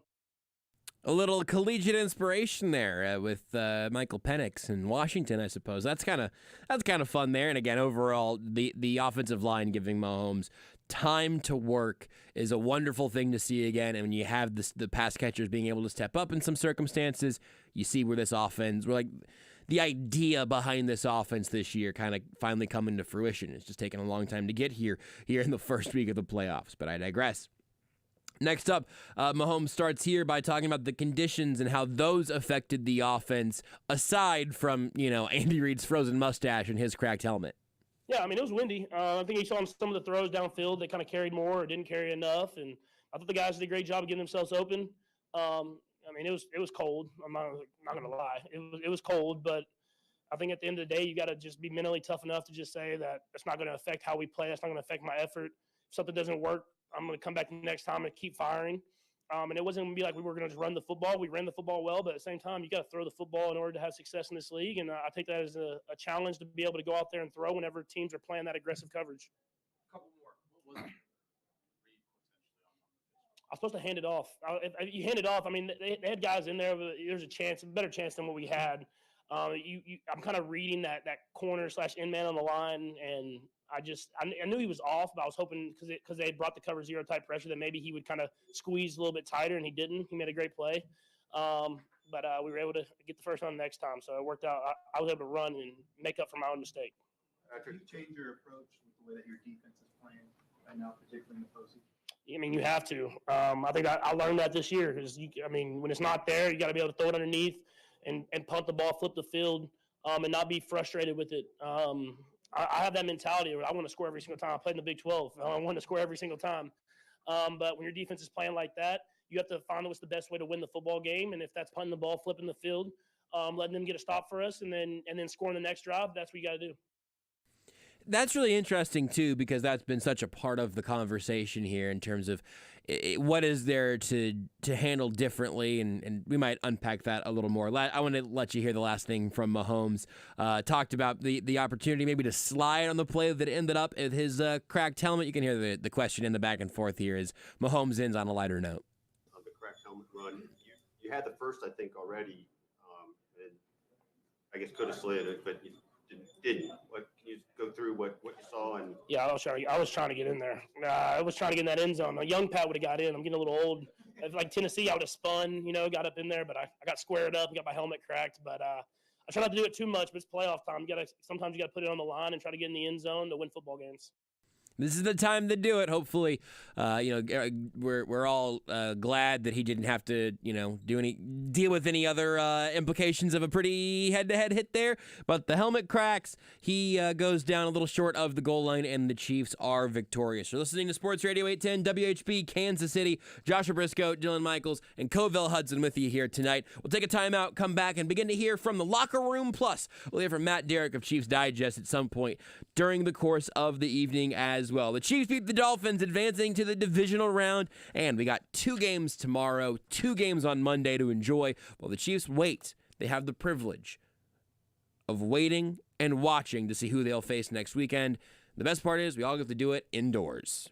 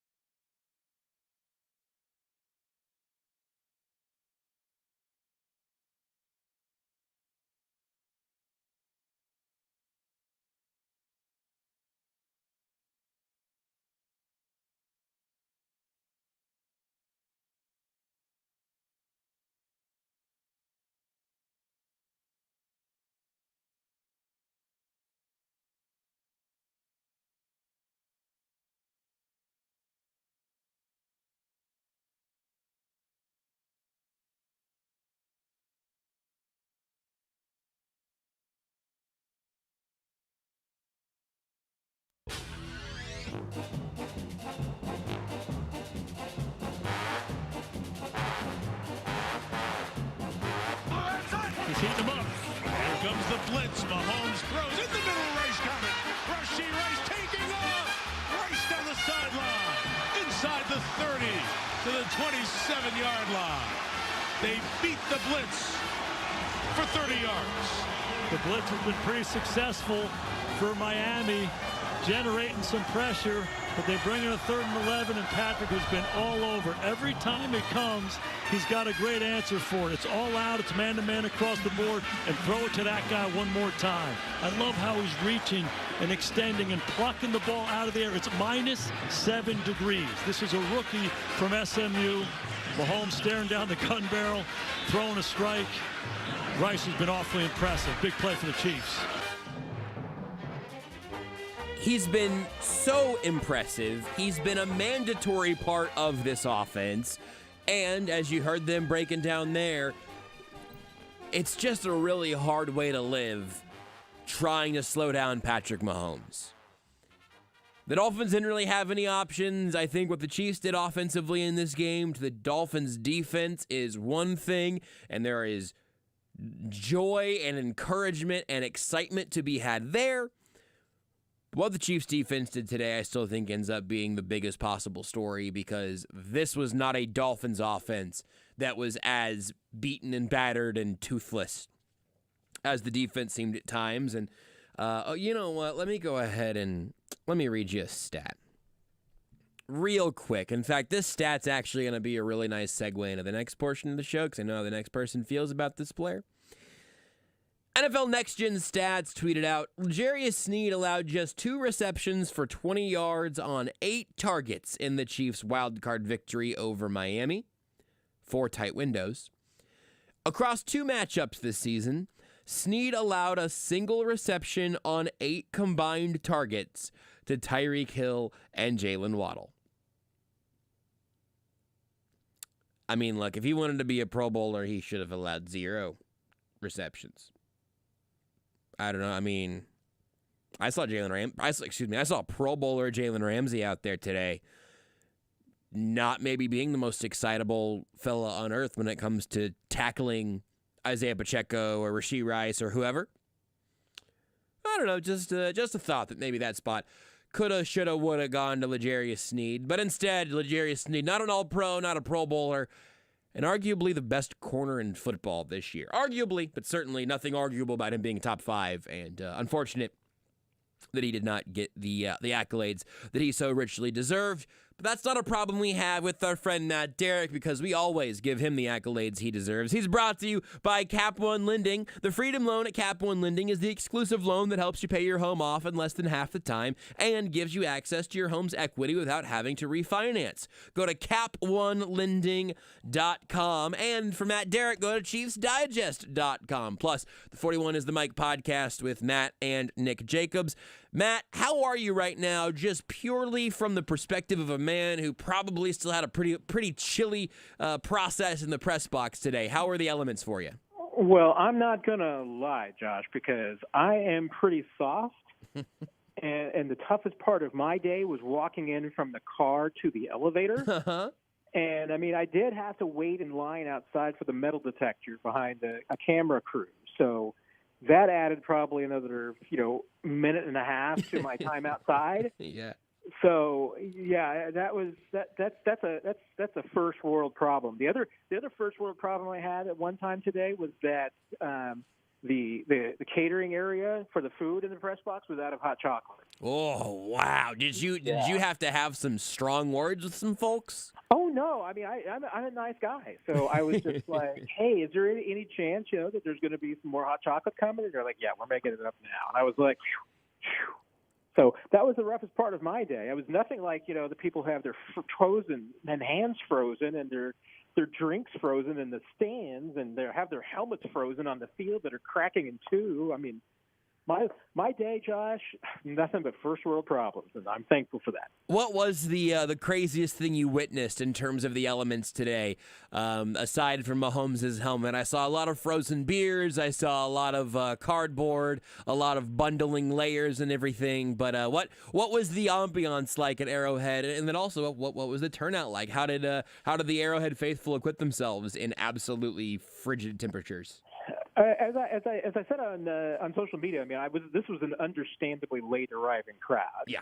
Because it was, I remember looking at and I took a photo, I think at 6:55. So we're talking about maybe 15 minutes until kickoff.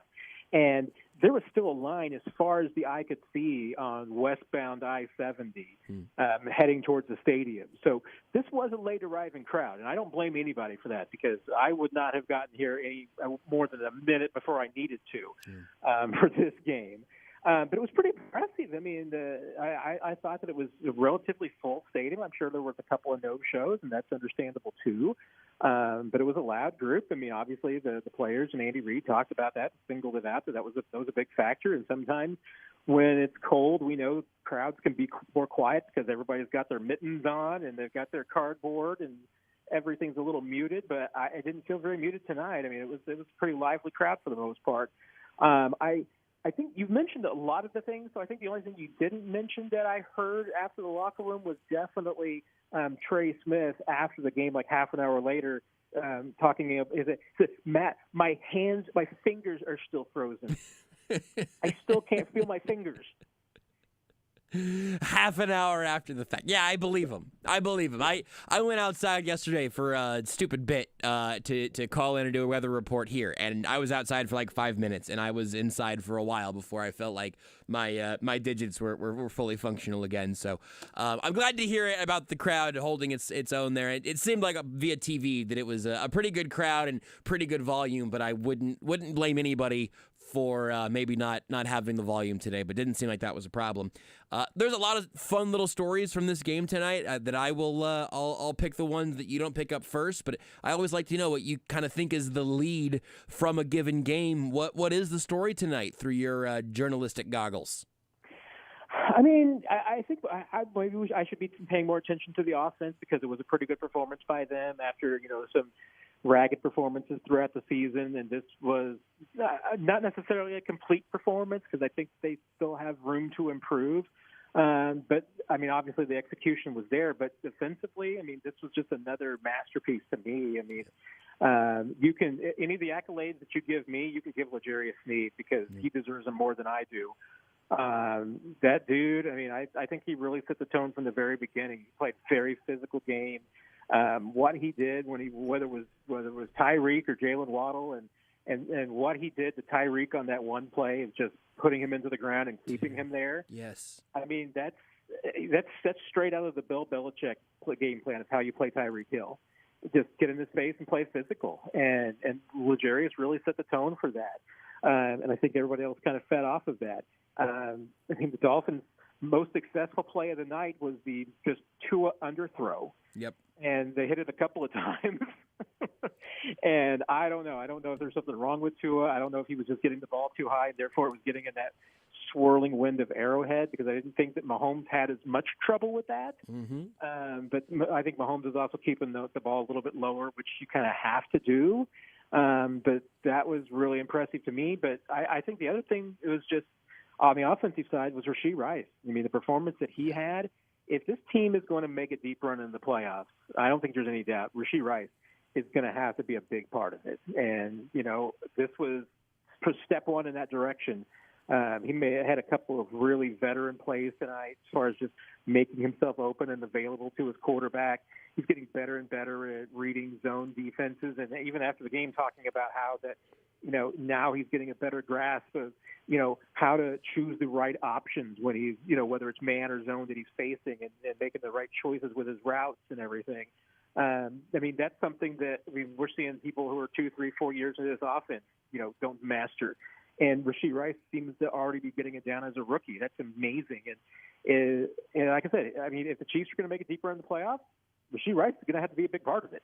Yeah, I completely agree with that. I'm gonna put a pin in the Rashee Rice conversation because I do want to have that one. But let's go back to the defense, because I am maintaining at this point that the Chiefs defense got one time tonight, and it was, as you alluded to, on a Tua Tagovailoa underthrow. I mean, McDuffie got beat and then ends up also being flagged for DPI on Tyreek Hill, but he catches it and houses it anyway. this isn't an instance where it's like, oh, take away that one play and they actually, they take away that 40-yard run and they only average 3.5 yards to carry. I am saying that there was one play tonight where the Dolphins offense did legitimate damage. One. And that's unbelievable because for all of the injuries on the defensive side, this was a relatively, at least semi-healthy, given the circumstances, a semi-healthy Dolphins offense with Hill, Waddle, Mostert, Achane, all of those guys.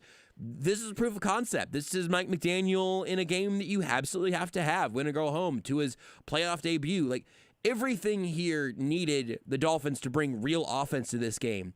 And they got one, and it was just Tyreek Hill being Tyreek Hill. That is hard for me to do anything other than just obsess about for the entirety of the show tonight.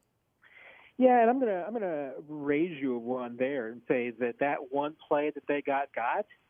There was not only maybe one guy on the field that could have made that play, but maybe one guy in the league who could have made that play. And it just so happened that it was thrown to Tyreek. And he's the best ball tracker in the league.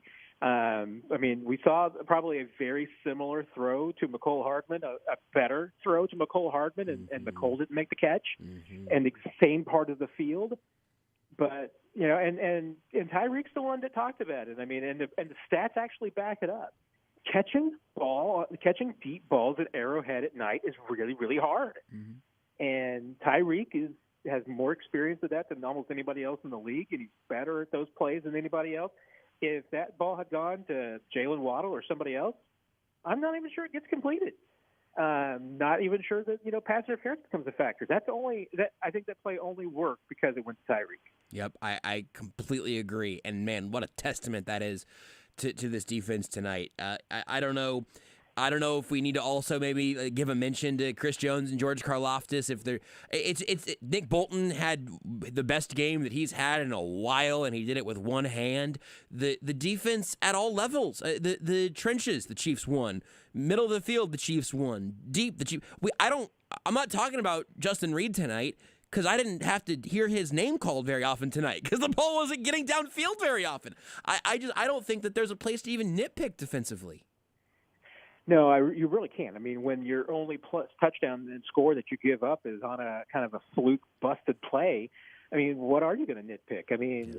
Was there a big run that got broken off that gave Miami some breath? No. There wasn't. There wasn't really anything there. They had a couple of plays that bailed them out and kind of got a couple of drives going and everything. But what was their longest drive? Even that touchdown that they had was bailed out a little bit because Harrison Butker had to deal with the wind going that direction and kicking. And that's another conversation that we could have. And I know that you saw my rants on social media about the fact that kicking left to right on your TV and kicking to the southeast part of the stadium tonight was absolutely a minefield. I still don't know how Harrison Butker got a touchback on that one kick. I'm going to have to go back and watch that and figure it out because, at halftime, Jason Sanders and Harrison Butker were going out there and trying to hit field goals from 45 and 46 yards, and they were leaving them short. That's how bad that wind was blowing in that direction. And so, you had to kind of do some pooches and line drives and weird things, and one of them gives the Dolphins a short field, and bing, bang, boom, 2 plays later, they get a fluky touchdown. But other than that, I'm trying to find it on the page here. What was the Dolphins' longest drive of the night? Question. That 62-yard drive was the one. That was the longest one. And then they had a 58-yard drive. After that, 33, 28, 27. Unreal. 21, 17, 9, 8, 6. That's some stifling defense. When your longest drive of the day is 62 yards and it was weighted by a 53-yard fluke play. It's not a bad effort. The Chiefs had 1, 2, 3, 4 drives longer than the Dolphins' longest drive. That's incredible. Yeah. Were the places both of these teams were at the midway point this season, where they were just even a couple of weeks ago? Again, the Dolphins slide has been ongoing, but still, that's remarkable. We're talking to Matt Derrick of ChiefsDigest.com, brought to you by Kaplan Lending. Back to Rashee Rice, Matt. This is a tremendous rookie season for him, capped off with a tremendous playoff debut for him. 8 catches for 130 yards and a touchdown. Really should have been 2. What hasn't been said yet about what Rashee Rice has meant to this team? Because I'm 1,000% with you. He has to be, 1A or 1B, I think, in this offense down the rest of this playoff run for this team to keep chugging with him and Travis Kelce and Isaiah Pacheco. The entire offense was running through those 3 guys with cameos from everybody else. But it was Rice, Pacheco, Kelce tonight. Yeah, and you know what? I don't do this very often, Josh. So this is a pretty big deal when I say this. I the first time I ever did it was for Chris Jones, and I've done it a few times since then. I think I probably did it for Nick Bolton because Nick Bolton's Nick Bolton. I know there's been a couple of other guys that are escaping my mind right now, but I don't do this very often. But I'm just saying, buy a Rashee Rice jersey if you like the Chiefs because he's going to be here for a while. He's going to be a great player, and he's not going to embarrass you. This is, by all accounts, just a really good young guy. And on top of all that, he's just humble. He's modest. He's not a talker. Maybe he'll become that and everything. And but right now he's not a diva wide receiver. He's just a simple, down to earth, hardworking, smart guy. And, there's so much to like about him. Obviously, he came out of college, I think, a lot more developed than people gave him credit for. And the Chiefs identified that, and they figured it out. But his maturity and growth this year, has a bit, whether receivers who had better years, sure. Is there anybody that I would bet on being the better player down the road than Rashee Rice? I'm not sure. Because just how this guy has matured in a very tough season for the Chiefs to become – I think it's easy, for a guy like, say, Puka Nacua, to be, which is a name I always terribly mispronounce, by the way. But I think it's easier, when you got a Cooper Kupp, you got somebody else who's, there that getting all the attention. Rashee Rice has pretty much had to be the guy this year. Yep. I know he's got Travis Kelce and all, but as that receiver group, he has really truly had to become the leader of it. And to do that as a rookie is just absolutely amazing. Last thing for you, what was it like in the locker room there today? What was kind of the energy, aside from being cold and Trey Smith's fingers not fully being warmed up? What was it like in the locker room after a playoff win that was certainly never guaranteed for this team, but also a team that still wants to keep winning? Yeah, it certainly to me, obviously it was pretty loose, pretty relaxed. Not jubilant necessarily. It was happy. There was definitely anything that you asked about definitely got directed to just, hey, happy this was a win. Anything that you really was asking anybody, it really kind of circled around to that. But I also think that, I'll give it to them. I think that this group does look like a switch has flipped. And that was a big question I had. We kind of talked about it on Friday.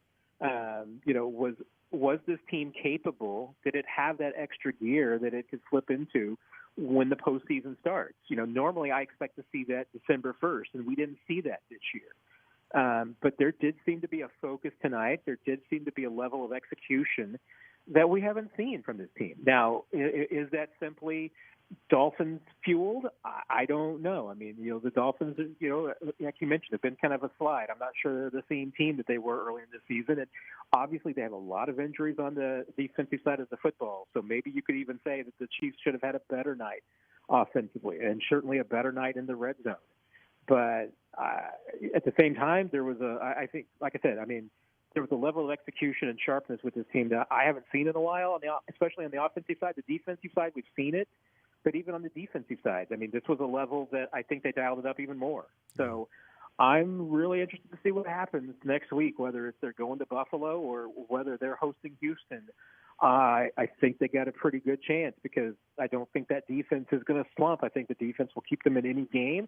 And if the offense can come out and have another strong start like they did tonight, if offense comes out and gives this defense a lead, I don't think it's giving it up in the postseason.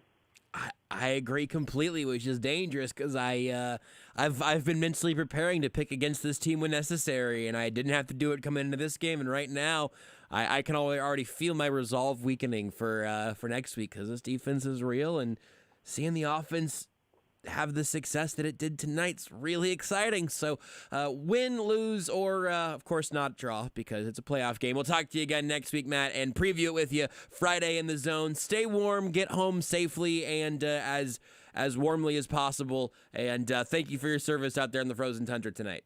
Well, thank you, Josh. And if I can feel my fingers when I get home, I will consider it a victory. I feel that way every day, no matter what month of the year. I just like to try to get that that circulation going. Thank you, Matt. Take care, Josh. Matt's using those fingers to type up great journalism just for you at ChiefsDigest.com.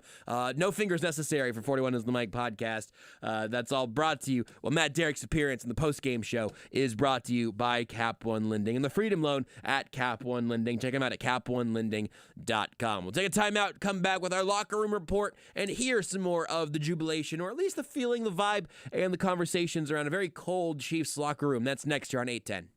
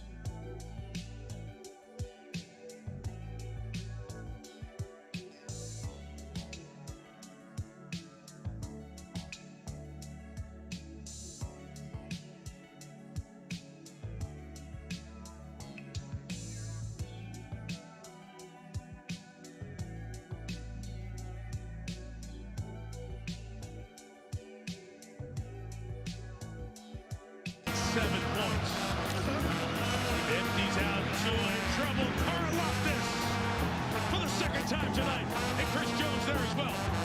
Pressure, and more pressure. Miami loves to get to empty. They motion to empty, and that's a trigger. You see Drew Tranquil coming off the left-hand side for Tua. Terron Armstead has no choice. He has to come down and block the guy closest to the quarterback. That frees up Karlaftis. Pressure on one side, pressure on the other side. Another sack of Tua. Now it's third long. The Chiefs defense, and right there, the pass rush of George Karlaftis and Chris Jones combining created an ugly problem for the Miami Dolphins. That's our ugly play of the game, brought to you by We Buy Ugly Houses. Owning a house can be a problem, an ugly problem, just like that. Repairs, taxes, mowing the yard. Let We Buy Ugly Houses be the solution. Call 1-800-44-BUYER or go to WeBuyUglyHouses.com. Let's go ahead and hop on into the locker room after the game. We had our own Todd Lebo and Steven St. John out there slinging audio, asking questions, and bringing us the sound bites we needed to hear from Arrowhead. And we'll get some guys from both sides of the football. We already heard from Andy Reid, Patrick Mahomes, Rashee Rice, and George Karlaftis as they all went to the podium. And as always, if you miss any of the show, we will podcast the whole thing up on the Sports Radio 810 WHB podcast pages at 810WHB.com, the 810 mobile app, and wherever you get your podcasts. We'll have the postgame show up there after we complete it.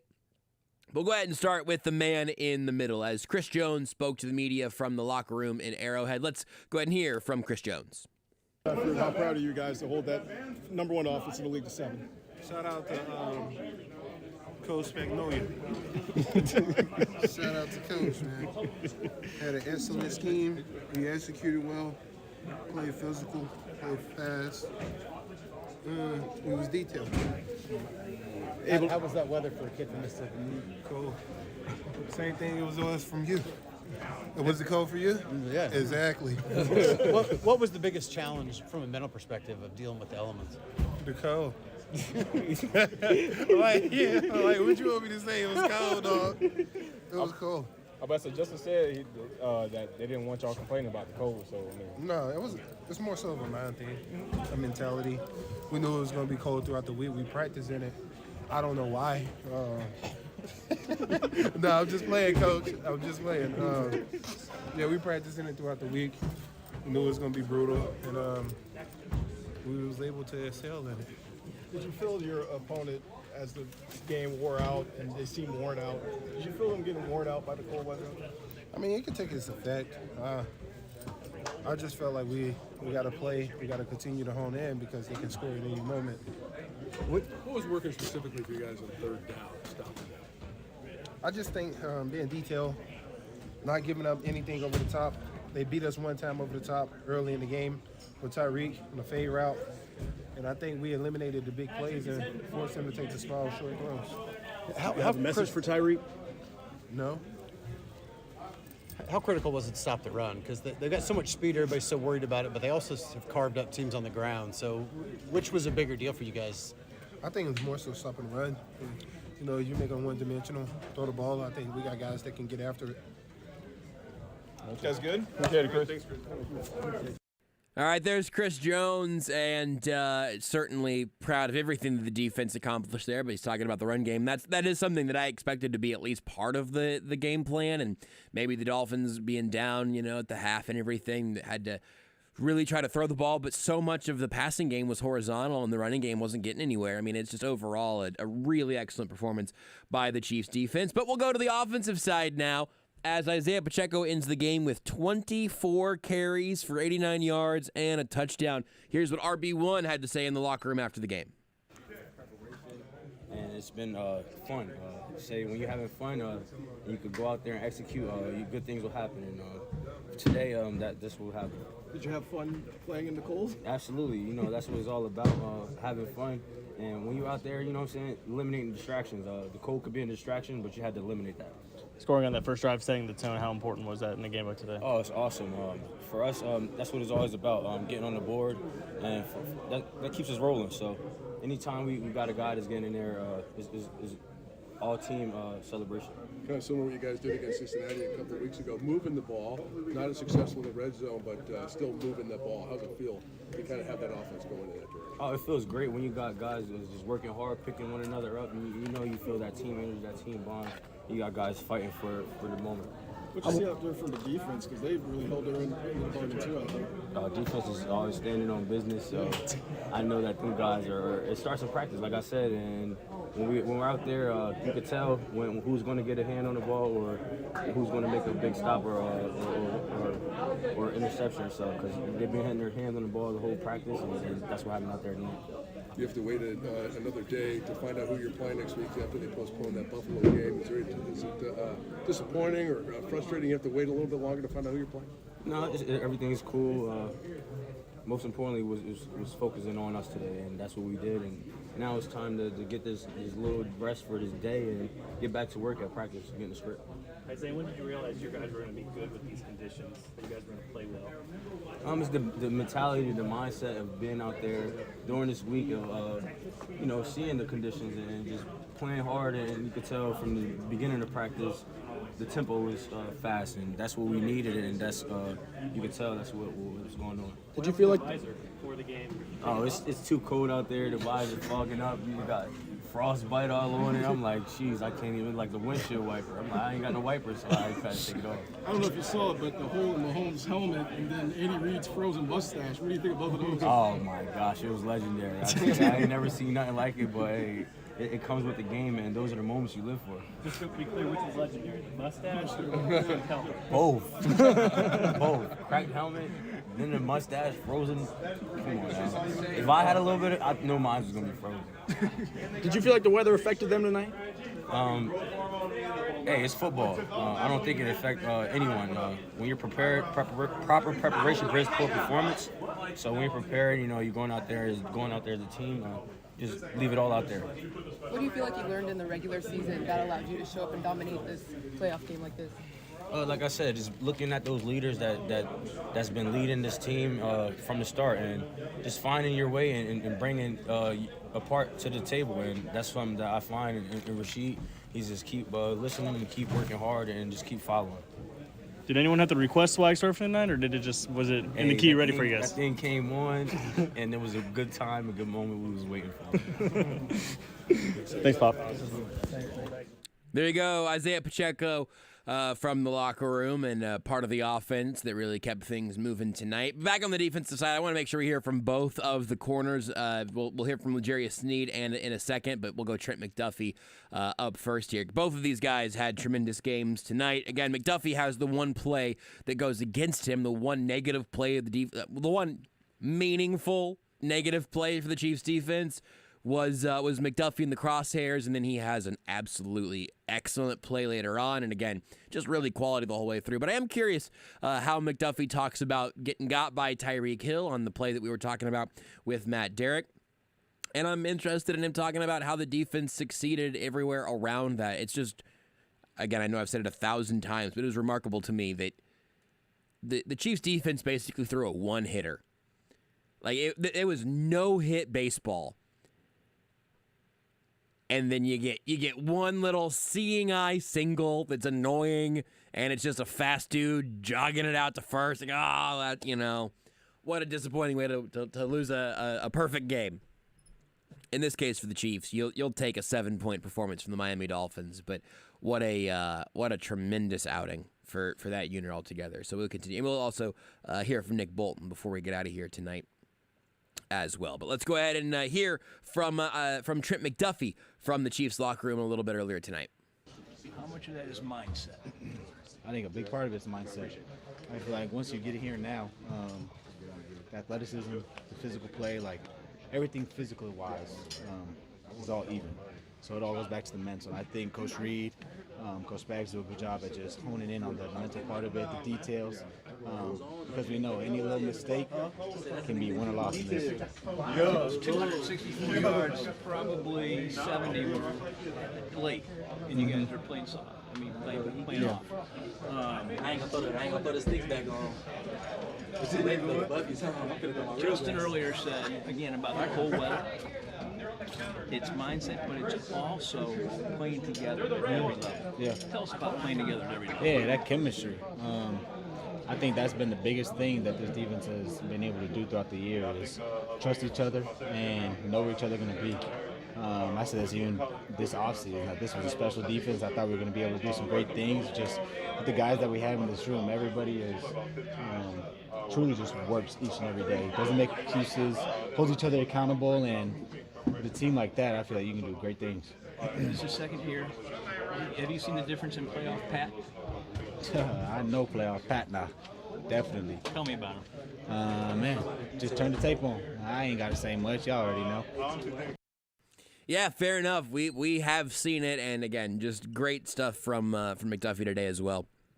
But so McDuffie makes the All-Pro team as a slot corner. It's the first year with a slot corner specifically in the lineup, which I think makes a lot of sense. It lets you highlight a specific position that has really evolved over the last several years, where you have guys that look. McDuffie's good on the outside also, but that slot, the nickel position, the slot position, has evolved because you have different types of kind of hybrid players playing that spot. McDuffie's doing it in a tremendous way. But he's a deserving All-Pro there. That's great.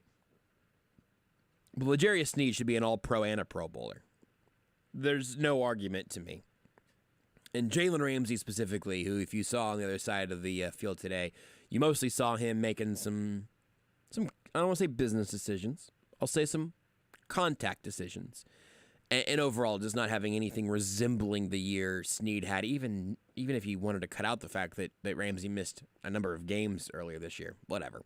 L'Jarius Sneed should be an All-Pro. He should be a Pro Bowler. He is unfortunately neither this year due to absolutely no fault of his own. But I want to hear from him because he deserves to put his voice on what this Chiefs defense accomplished tonight. So here's L'Jarius Sneed. LJ, a lot of guys I've heard say today this is one of the coldest games they've ever played in. What do you say about that? I agree. One of my coldest games too, yeah. Yeah. Complimentary football today is what a lot of guys were saying as well. How do you feel about that? Man, I feel like we went out there and executed the plays. Yeah. Us as a defense and the offense did what they're supposed to do. Yeah. Now, the Dolphins are one of those teams where they are a finesse-type team. What do you think about them just being that finesse? And You know how to stop a finesse team, punch it straight in the mouth. Is that what you felt? Was that the game plan? It was the game plan. That's exactly what we did. Appreciate it. Yep, thank you all. Thank you, L'Jarius. Thank you all. I guess I'm waiting for One more question. counteract. There was a play, you might have been already asked about this, but you get particularly physical with Tyreek and drove him to the ground. Like he got pissed off afterwards. Just take me through that and how important it is to be physical with him at the line of scrimmage when you're going up against him. Oh, man, it's just in my game, man. I like to get in people's head. And, the guys know it. And shit, it was a hell of a jump I got on him, and he didn't like it. Yeah, could you tell that affected him, and maybe he was starting to get frustrated? Oh yeah, it's cold out there. That's part of it too, and them guys were ready for that. Could you tell the cold weather was affecting them? Yeah, I could tell. They had their hands in the pocket the whole entire game. Yeah, so I knew we had them. How did it feel to you compared to what you expected? Oh man, it was cold out there, but shit, it's mental. A lot of people feel like you should have been a Pro Bowler. How important is it to go out there in the playoffs and show people that you are a Pro Bowl caliber? Oh man, God knows. God sits high and looks low. I'm a pro in His eyes. I just gotta keep working and doing what I do. Thank you. Yep. There's L'Jarius Sneed. Listen, if you're listening over the radio right now, you might have thought, oh, that's weird. There's some weird spots where the audio just didn't come through. I'll get it bleep. You can hear it on Monday, all right? You can hear it first thing Monday on the Zone. I'll tell Jason to play it. Clean version. Nothing it's like 1 a.m. here, and L'Jarius Sneed has shucks a couple of times, and he deserved it. He, if anybody earned a couple of, that'll just be in the podcast as is. If you're listening on the stream, it's just as is. Over the air, you didn't hear. Sorry, but actually, pretty good stuff there from L'Jarius Sneed, getting into the head of Tyreek Hill and our own Steven St. John in there asking the questions that needed to be asked. Great game for who should have been an All-Pro, should have been a Pro Bowler. Instead, maybe he just won another Super Bowl. I'm sure he'd be happy with that as well. Last bit of locker room audio for you today, also from the defensive side, as Nick Bolton had a really nice game tonight. He was all over the place. In fact, let's see what he ended up with. I don't do much looking at the stat lines for defensive players in the box score, but Nick Bolton ends up with 10 total tackles tonight, 5 solo, 1 for a loss. George Karloff is ultimately credited with a sack and a half, and Chris Jones gets half a sack. But Nick Bolton, in the middle of so much defensively, here's what he had to say after the game in the locker room. Dominate the game. We came in and said we want to be more physical than them and get hands on the wideouts and stop the run, trying to force them to get in third and longs, and that'll be to our favor. So I think we kind of found a way to do that throughout the game. The first time we played them, it was the first half. We were able to do that, and then this game it was full 60 minutes. There was a lot made about their success or lack of success in cold weather games, stuff like that. But was there ever a time where you could feel like they were their spirit was a little broken? Nah, I don't really think so. I think those guys are the pros. Tyreek, those guys, been accustomed to playing here. Mel played here last year or 2 years ago. So those guys kind of understand what the elements are here and able to get their guys kind of ready to go. Again, I think it's just we came out, we executed the game plan. We did what we wanted to do. With Coach Bass came in throughout the week, man, and then our corners, let them go to work, and our D-line did the rest. You said being physical was an emphasis. Who was that from? Why was that an emphasis? Yeah, man, Coach Spags was emphasizes that throughout the week. I think we play a fast team, a finesse team like they are. You got to make sure in rhythm and timing, I got to be able to knock that off a little bit, and that's what physicality comes in. I think you mentioned the speed and everything they presented, all the eye candy, the misdirection. How are you guys able to do that even better than what you did in Germany when you played? Yeah, man, I think it's being locked in on your eyes, keys, and alignments and assignments. Keeping your eyes where they have to be, letting the secondary take care of the back end guys. We got guys that can run with those guys with all the speed that they have. And so just having faith and having trust in our teammates to do their job, we can lock in and do ours. As the game progressed, did you just kind of embrace the cold? Because it was working so well, it seemed like the Dolphins just looked more defeated as the game wore on. I wouldn't necessarily say that. I just think it's honing in on our assignments and alignments and keys and doing that for the whole game. I think that's our mindset, be able to do it for 60 minutes. We've had times we started off slow and picked it up in the back half, or we had started off good, kind of lull in the middle, then find a way to get it in the fourth quarter. So we just kind of want to do that for 60 minutes, man, and just play great football. Have you ever had a chunk come off your helmet? Did I? Have you ever had a chunk come off your helmet? No. I didn't even know he had a chunk come off his helmet. I saw him change helmets, but I didn't know why. But, Pretty big piece of it came out right here. Oh, yeah, I'd never seen that before. Did you, what was the cold like for you mentally to get through the cold and just go out there and battle? Yeah, I think, let the elements be the elements. The only thing you can control what you can control, and that's going out there. For me, is communicate. I get guys lined up and just play football at a fast rate. What's the coldest game you played in before tonight? This one. Before tonight. I think we played Georgia my last year there. I think it might have been 15 degrees at home. Okay. That was pretty cold. What does the defense a lot colder than that, though, right? What did the defense prove tonight? The LJ should be a Pro Bowler. That's pretty good dismount there from Nick Bolton. What did the defense prove tonight? That LJ should have been a Pro Bowler. Impossible to disagree with that. Also impossible to disagree with the work that our men Stephen St. John and Todd Lebo did there in the locker room report, or in the locker room, and that brings us our locker room report presented by Twin Peaks. The Chiefs Locker Room Report is brought to you by Twin Peaks. No one does football like Twin Peaks. Whatever your preference, they have everything from tequila cocktails and an extensive bourbon category to top shelf spirits and cocktails served over ice balls. Local craft beers and handcrafted whiskey cocktails round out an adventurous drink menu, second to none. And don't forget about their 29-degree man-sized drafts at Twin Peaks. We've heard from the locker room, we've heard from the podium, we've heard from Matt Derrick, we've heard from you. The Chiefs did something that I was not as confident we'd see them do as I've been every single past year of the Patrick Mahomes experience. They won a playoff game. Now, the standards in Kansas City are obviously much higher than they were before Patrick Mahomes got to town. Winning Super Bowls, plural, will do that to things like your standards. What we saw from the Chiefs tonight, I think, is a formula.